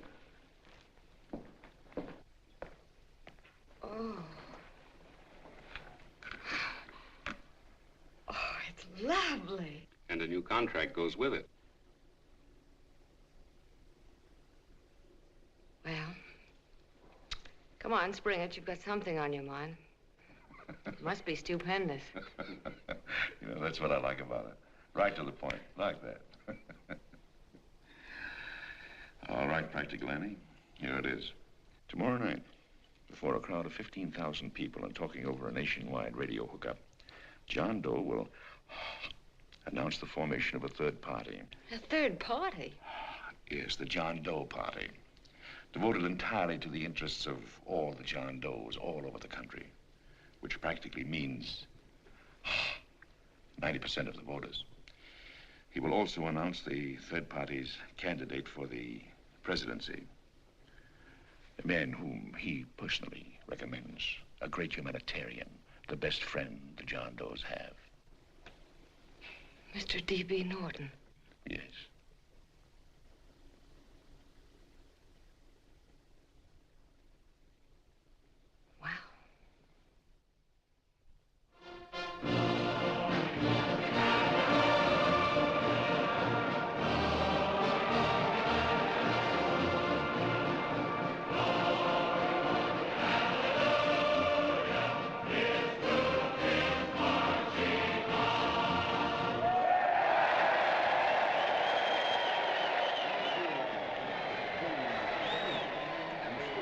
And although the opening of the convention is hours off, the delegates are already pouring into the ballpark by the droves, with lunch baskets, banners, and petitions asking John Doe not to jump off any roof. No matter how you look at it, it's still a phenomenal movement. These John Does, or the hoi polloi, as you've heard people call them, have been laughed at and ridiculed, but here they are, gay and happy, having traveled thousands of miles, their expenses paid by their neighbors, to come here to pay homage to their hero, John Doe. And in these days of wars and bombings, it's a hopeful sign that a simple idea like this can sweep the country. An idea based on friendliness, on giving and not taking, on helping your neighbor and asking nothing in return. And if a thing like this can happen, don't let any of your grumbling friends tell you that humanity is falling apart. This is John B. Hughes, signing off now and returning you to our main studio until 9 o'clock, when the convention will officially open. Oh, John, come in. Say, I'm it's raining out a little. That's all right. It's good to see you. Sit down. Thanks.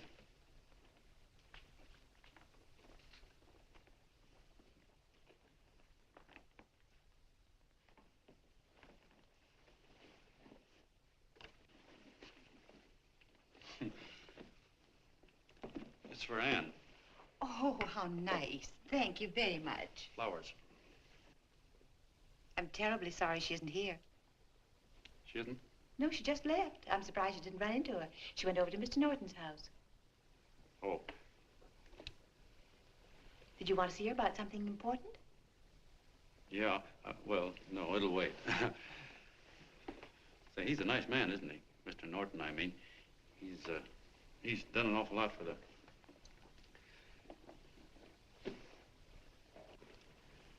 Well, say, my coat's pretty wet. I'm afraid I might have wet the couch a little.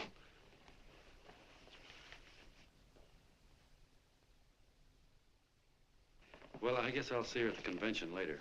Yes, of course. I'll see that she gets the flowers. Thanks. Good night, Mrs. Mitchell. Good night, John.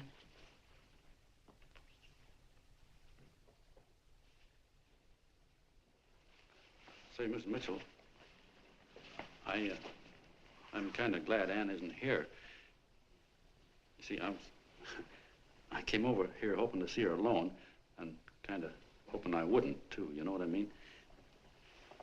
There was something I wanted to talk to her about. But, well, it'll wait, I guess. Good night. Good night, John. Say, look, Mrs. Mitchell, have you ever been married? Oh, I'm sure you have. Gosh, that's pretty silly.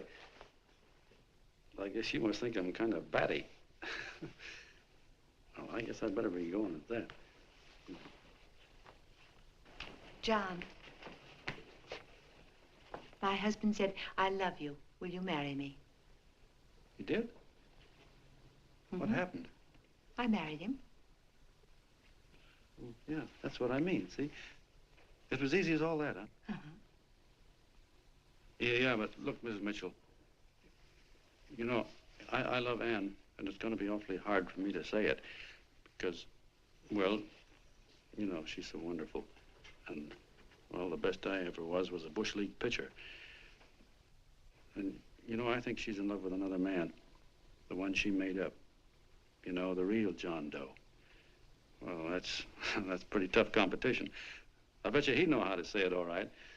On me, I get up to it and around it and in back of it, but I never get right to it. You know what I mean?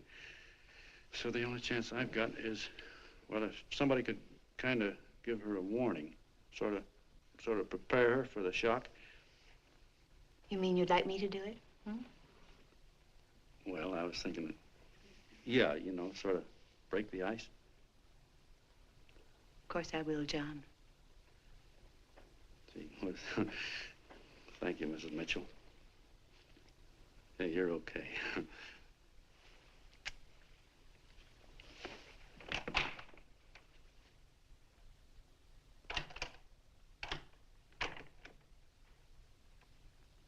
This John Doe meeting is going to be one of the biggest things that ever happened. Why, they're coming from all over. Trains, boxcars, wagons. Look out! Hello, bodyguards. Hey, had your dinner yet? No, Chip. Oh, that's all right. Well, look, no, go ahead and have your dinner. Wait a minute, John.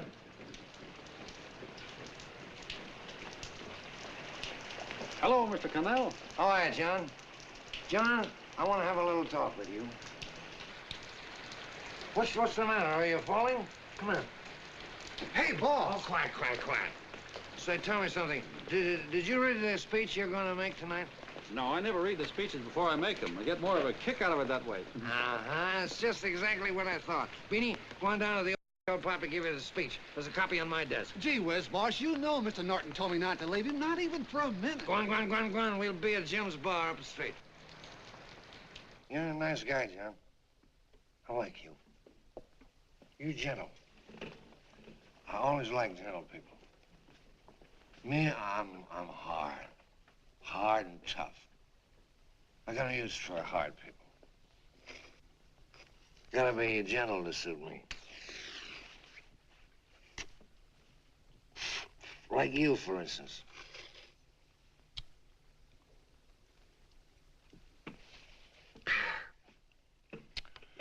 Yep, I'm hard. But you want to know something? I've got a weakness. Never guess that, would you? Well, I have. Want to know what it is? Star-Spangled Banner. Screw you, huh? Well, maybe it is, but play the Star-Spangled Banner. I'm a sucker for it. Always gets me right here. Know what I mean? Yeah, it gets me right back here. Oh, back there, huh? Well, every man to his own taste. You weren't old enough. You weren't old enough for the World War, were you, Jim? No, of course not. No, you must have been just kidding. I was just ripe and raring to go. You know what my old man did when I joined up? He joined up, too. Got to be a sergeant. And here's a kick for you. We were in the same outfit. Funny, huh? Hmm?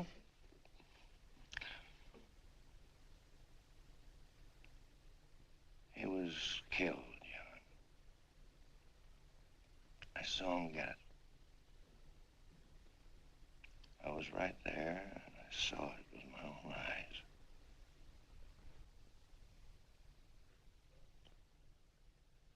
Me, I came out without a scratch. That is, excepting my ulcers.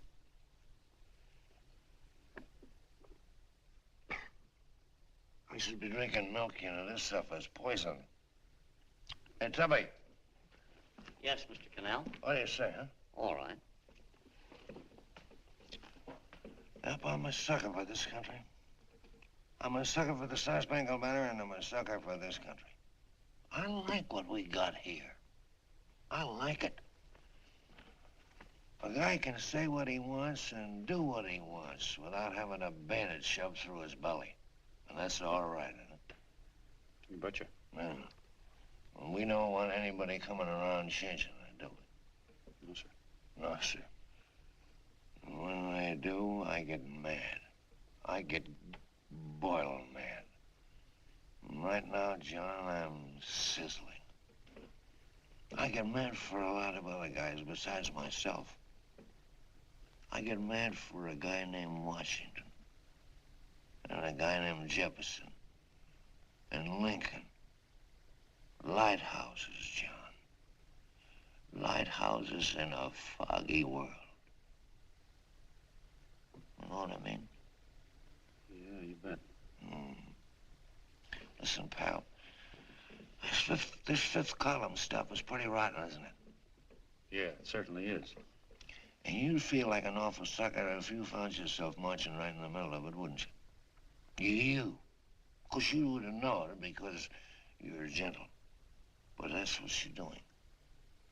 You're mixed up with a skunk, my boy. A no-good, dangerous skunk. Say, you're not talking about Mr. Norton, are you? I'm not talking about his grandfather's pet poodle. You must be wrong, Mr. Cannell. Because he's been marvelous about the John Doe clubs. Yeah? Say, you're sold on this John Doe idea, aren't you? Sure. Yes, sir. I don't blame you. So am I. It's a beautiful miracle. A miracle that can only happen right here in the good old USA. And I think it's terrific. What do you think of that? Me, hard-boiled Cannell, and I think it's plenty terrific. All right. Now, supposing a certain unmentionable worm whose initials are DB was trying to use that to shove his way into the White House so he could put the screws on, so he could turn out the lights in those lighthouses. What would you say about that, huh? Nobody's going to do that, Mr. Cannell.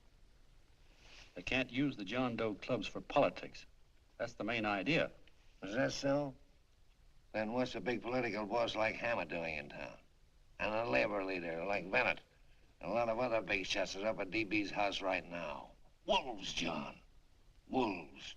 Waiting to cut up the John Does. Wait till you get a gander at the speech you're going to make tonight. You're all wet. Miss Mitchell writes those speeches. Nobody can make her write that kind of stuff. They can't, huh? Who do you think writes them? My Aunt Emma? I know she writes them. And gets a big bonus for doing them, too. A mink coat and a diamond bracelet. Don't write them. Why, that gold-grabbing dame would double-cross her own mother for a handful of Chinese yen. Shut up. If you weren't drunk, I'd... Hey, boss. Here's the speech, boss. Hey. Go on and read it, John, and then start sucking. Hey, wait a minute, Mr. Doe. Tubby? Yes, sir. Better bring me a glass of milk. I'm smoking too much. Yes, Charlie? Got everything all set? Fine. John Doe been taken care of? Good. How many people do you think will be there? 15,000? Oh, my, that's fine. Now, listen, Charlie. As soon as John Doe stops talking about me, I want you to start that demonstration. And make it a big one, you understand? Don't worry about that, DB. My boys are there. They'll take care of it. What? Yes, I'll be there 15 minutes after I get your call. Why, Mr. Doe. Where are they? In the dining room, sir.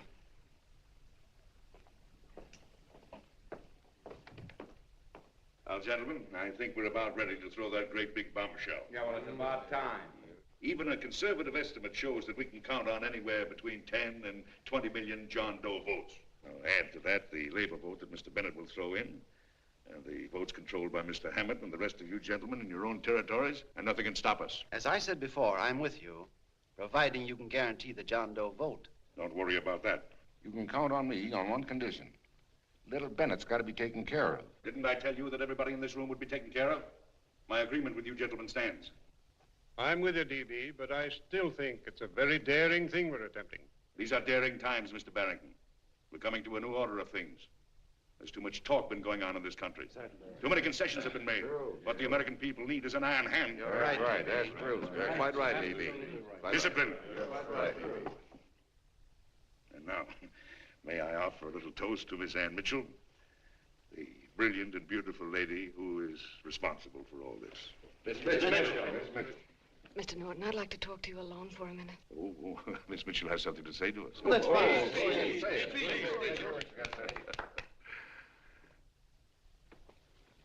Hello.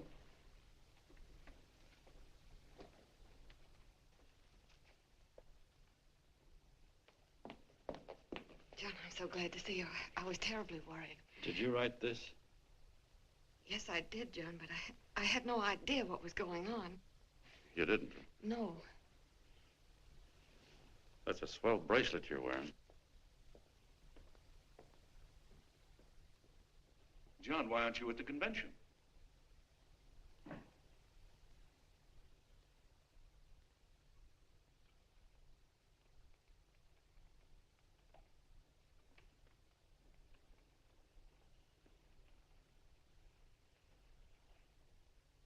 Is there anything wrong?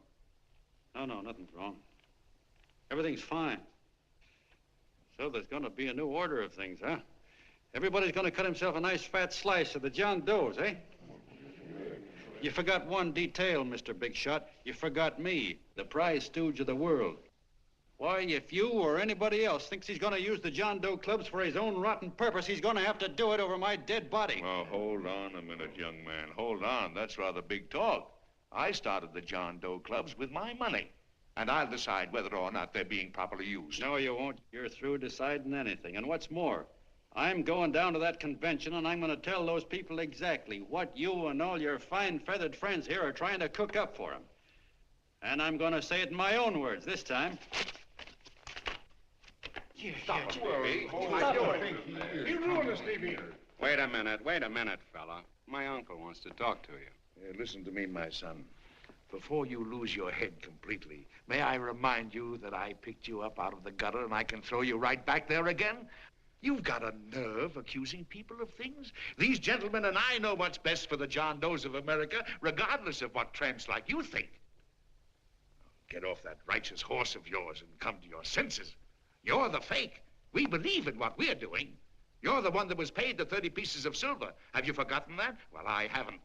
You're a fake John Doe, and I can prove it. You're the big hero that's supposed to jump off tall buildings and things. You remember? What do you suppose your precious John Does will say when they find out that you never had any intention of doing it, that you were being paid to say so? You're lucky they didn't run you out of the country. With the newspapers and the radio stations that these gentlemen control, we can kill the John Doe movement deader than a doornail. We'll do it, too, the moment you step out of line. Now, if you still want to go to that convention and shoot your trap off, you go ahead and do it.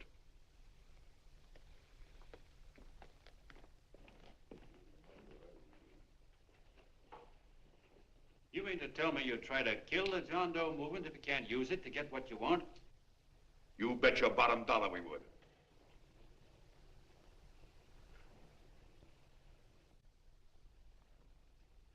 Well, that certainly is a new low. I guess I've seen everything now.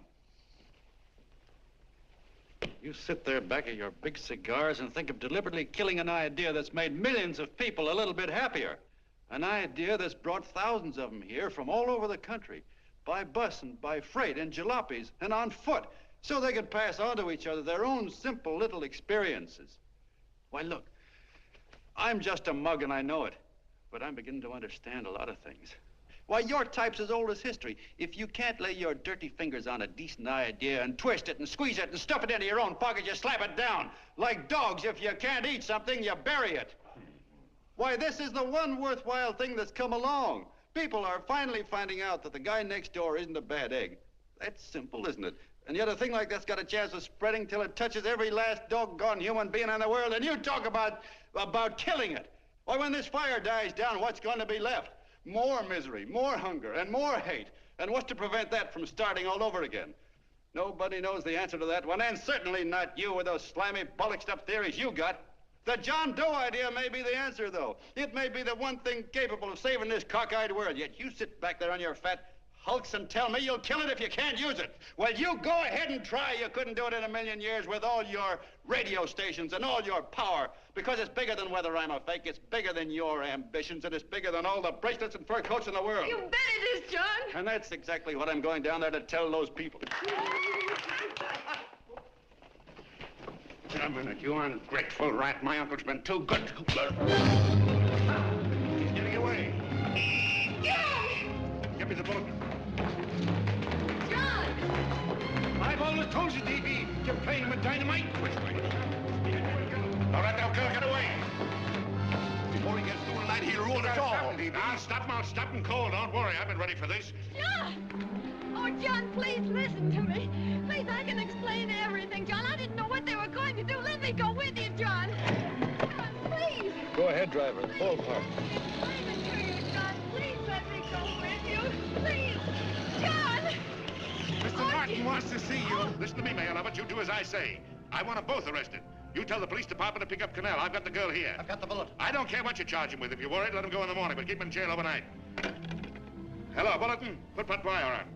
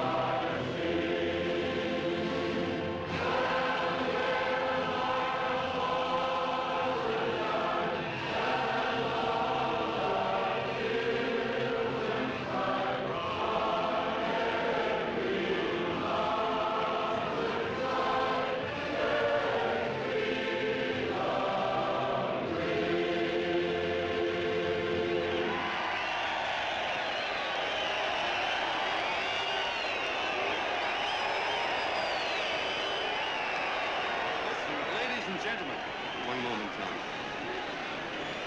We begin with a short prayer. Quiet, please. Ladies and gentlemen, let us have a moment of silent prayer for the John Does all over the world, many of whom are homeless and hungry. Rise, please. Everybody rise.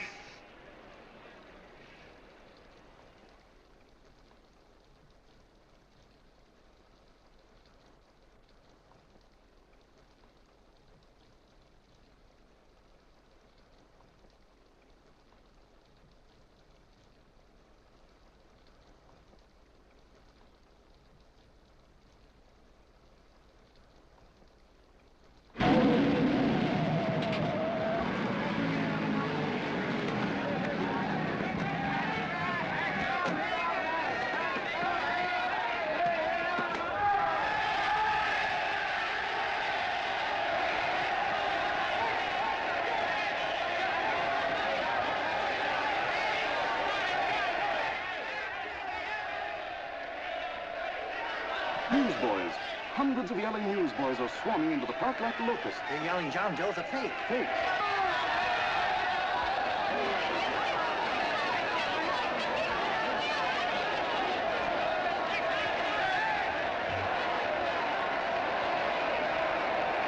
General investigation urged by Chamber of Commerce. How could he be a fake? It must be some kind of a gag. A what? A gag. A gag.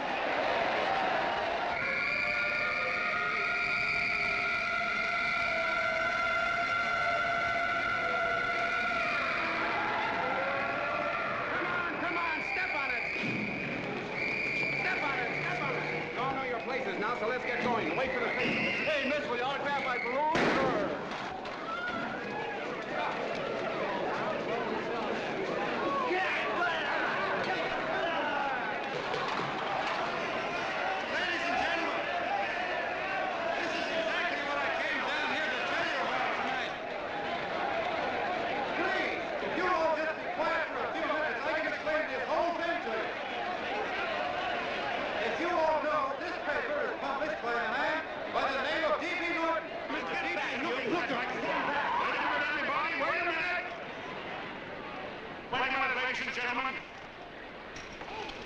My name is D.B. Norton. You all know me. I accuse this man of being a faker. We've been taken for a lot of suckers, and I'm the biggest of the lot. I spent a fortune backing this man in what I believe to be a sincere and worthy cause, just as you all did. And now I find out it's nothing but a cheap racket cooked up by him and two of my employees for the sole purpose of collecting dues from John Does all over the country. That's a lie. It's not a lie. Nickels and dimes to stuff into their own pockets. You can read all about it in the newspapers there. That's a lie. Listen, Let Jim, go don't of me. believe what... This man had no intention of jumping off the top of a building.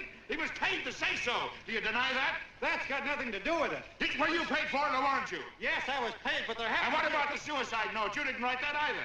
What difference Did you write it or didn't you? No, I didn't write it. Now, you bet your life you didn't. You look in your papers, ladies and gentlemen, and you'll find Miss Nixon's signed confession that she was the one who wrote it. Listen, folks, it's a fact that I didn't write the letter. There, you see, he admits it. You're a fake John Doe.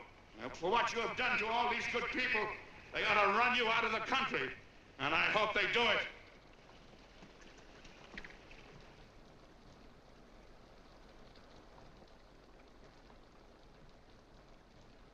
Speak up, John. We believe you. Please, listen, folks. Now that he's through shooting over his face, I've got a couple of things to tell you about. Come on, the rest of you get in here and riot. Break this crowd up. Come on. I'm sorry, folks, but we can't hear him anymore. Something's gone wrong with the loudspeakers. John Doe's a fake! Boo! They can't hear me. Boo! This thing's not working. Ladies and gentlemen.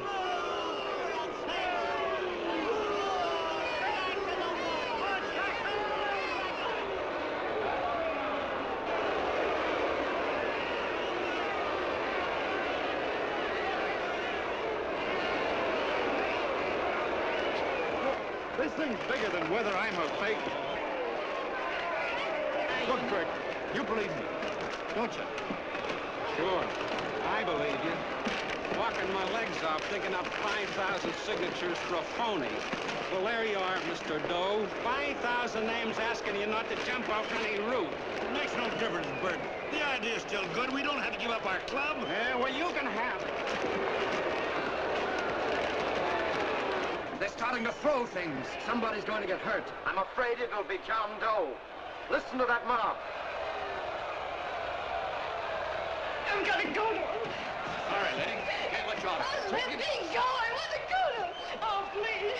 Please let me go. They're crucifying him. I can help him. Sorry, sister. We got orders to hold... Orders from who? Can't you see it's a framer? And oh, Mother, they won't let me go. They won't let me go. Listen, folks. You gotta listen to me, everybody. Back to the jungle, you hobo. Trust another racket. Stick to your clubs. We've been fed baloney so long, we're getting used to it.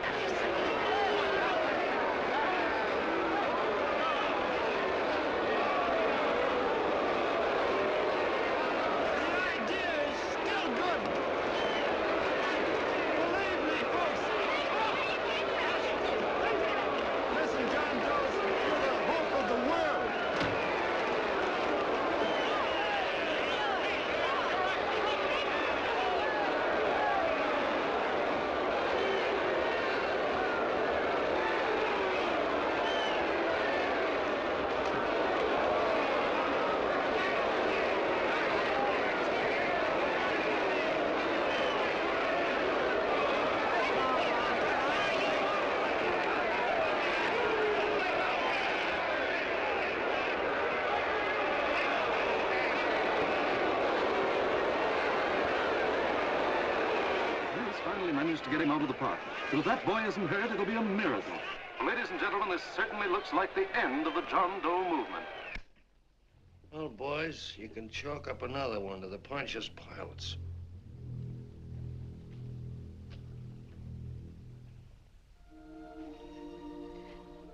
I should have been there. I could have helped him. He was so all alone. A lot of us are going to be mighty ashamed of ourselves after tonight. We certainly didn't give that man much of a chance.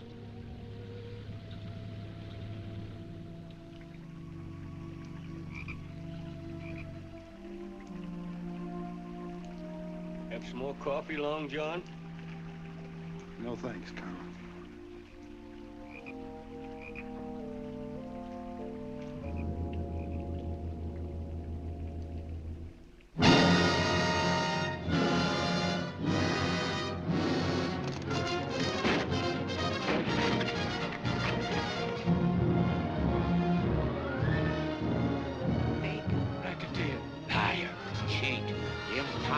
Why don't you jump? Christmas Eve at midnight.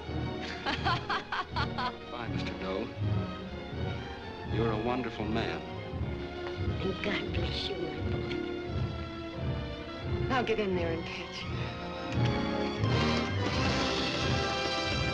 You're a fake, John Doe, and I can prove it. You're the big hero who's supposed to jump off tall buildings and things. Do you remember? What do you suppose your precious John Does will say when they find out that you never had any intention of doing it, that you were being paid to say so? Christmas Eve at midnight.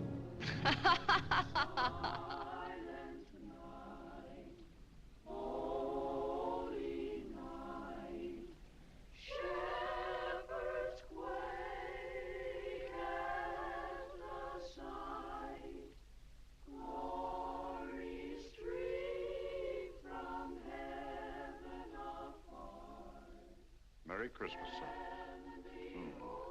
Merry Christmas.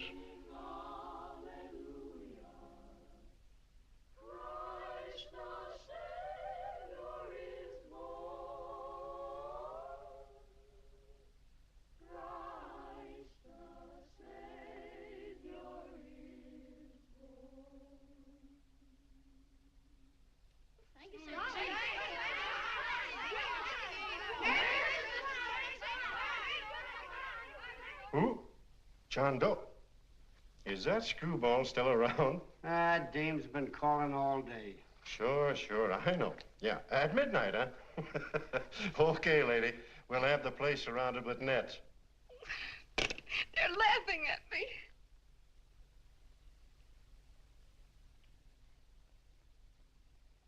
You're a sick girl, Anne. You better take it easy. Whom are you calling now? You called that number not 10 minutes ago. Hello, Mr. Cannell. Have you seen him yet? Now listen, Ann, he can't possibly get in without our seeing him. I'm watching the side door and the colonel's out front, so stop worrying. Oh. Thank you.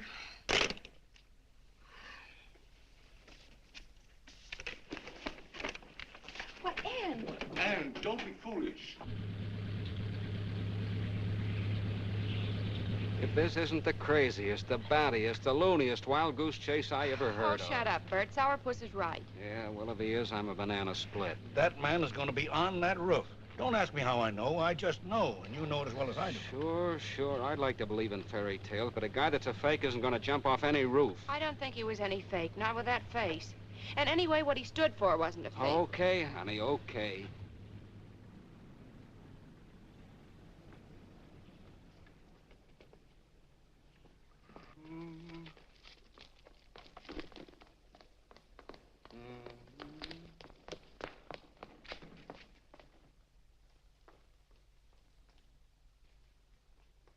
Elevators ain't running. Colonel, You shouldn't have got out of bed, miss. has he been here? No. Have you seen him? I ain't seen him for a week. Where's Cannell? He's watching the other door. Oh, gee, you're swell. Oh. No sense in going up there. I've been here for hours. He ain't here. Let me go, will you? Now, that's crazy. It's 14 floors.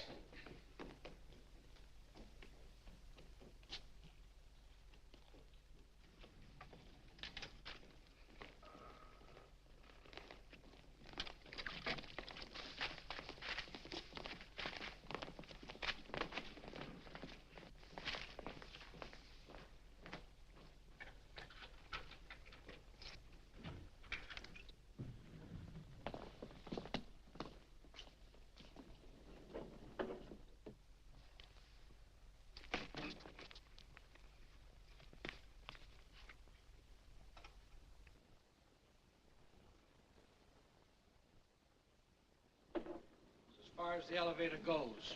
We gotta walk up to the tower.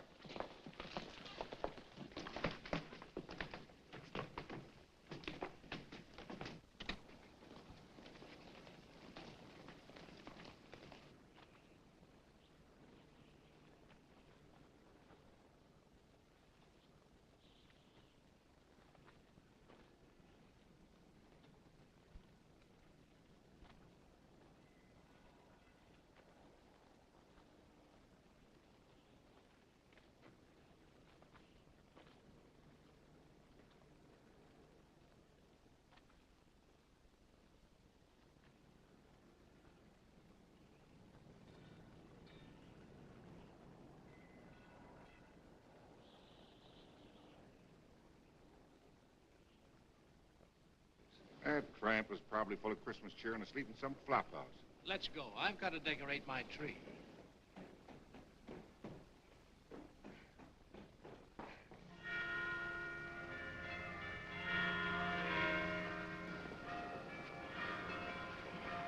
Well, I give up. I don't know what gave us the idea that we need attempt anything like this. I guess you're right. I'm afraid the joke's on us. Let's go. I hope nobody finds out we've been here.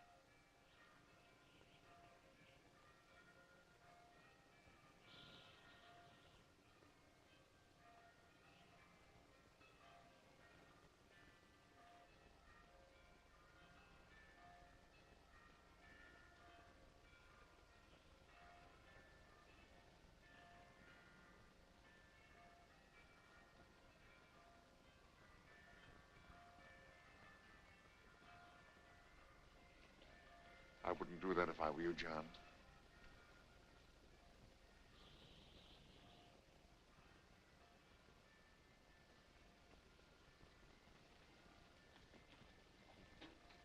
It'll do you no good. Mayor has policemen downstairs with instructions to remove all marks of identification you may have on your person. You'll be buried in Potter's Field and you will have accomplished nothing.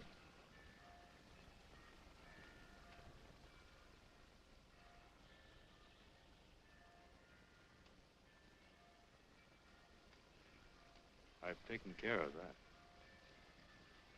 I've already mailed a copy of this letter to Mr. Cannell.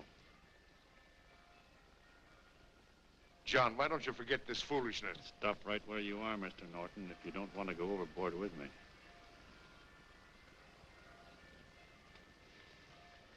I'm glad you gentlemen are here.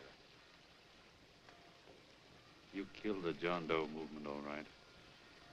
But you're going to see it born all over again.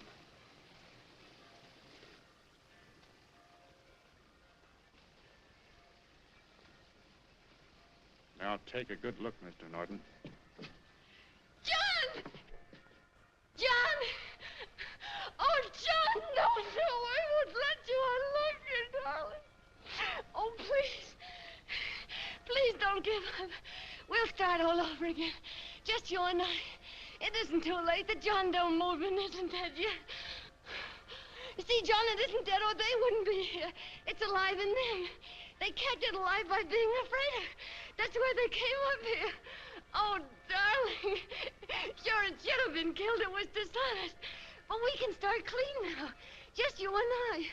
It'll grow, John, and it'll grow big because it'll be honest this time. Oh, John, if it's worth dying for, it's worth living for. Oh, please, John. Oh. Oh, please, please, God, help me. John, look at me. You want to be honest, don't you? Well, you don't have to die to keep the John Doe idea alive. Someone already died for that once. The first John Doe. And he's kept that idea alive for nearly 2,000 years. It was he who kept it alive in them. And he'll go on keeping it alive forever and always. For every John Doe movement these men kill, a new one will be born. That's why those bells are ringing, John. They're calling to us. Not to give up, but to keep on fighting, to keep on pitching. Oh, don't you see, darling? This is no time to give up. You and I, John, we... Oh, no. No, John. If you die, I want to die, too. Oh, I love you. Oh, John.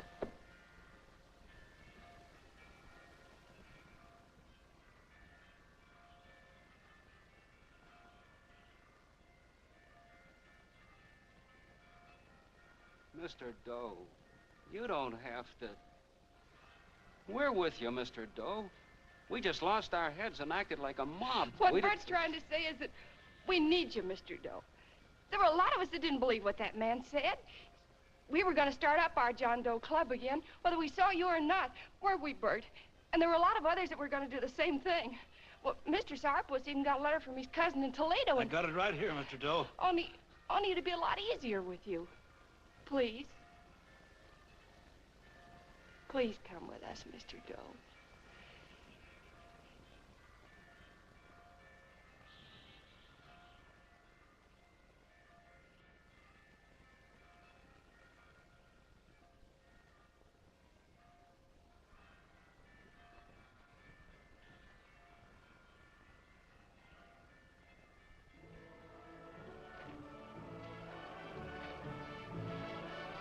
Long John. Mr. Doe. Here, we'll help you with it.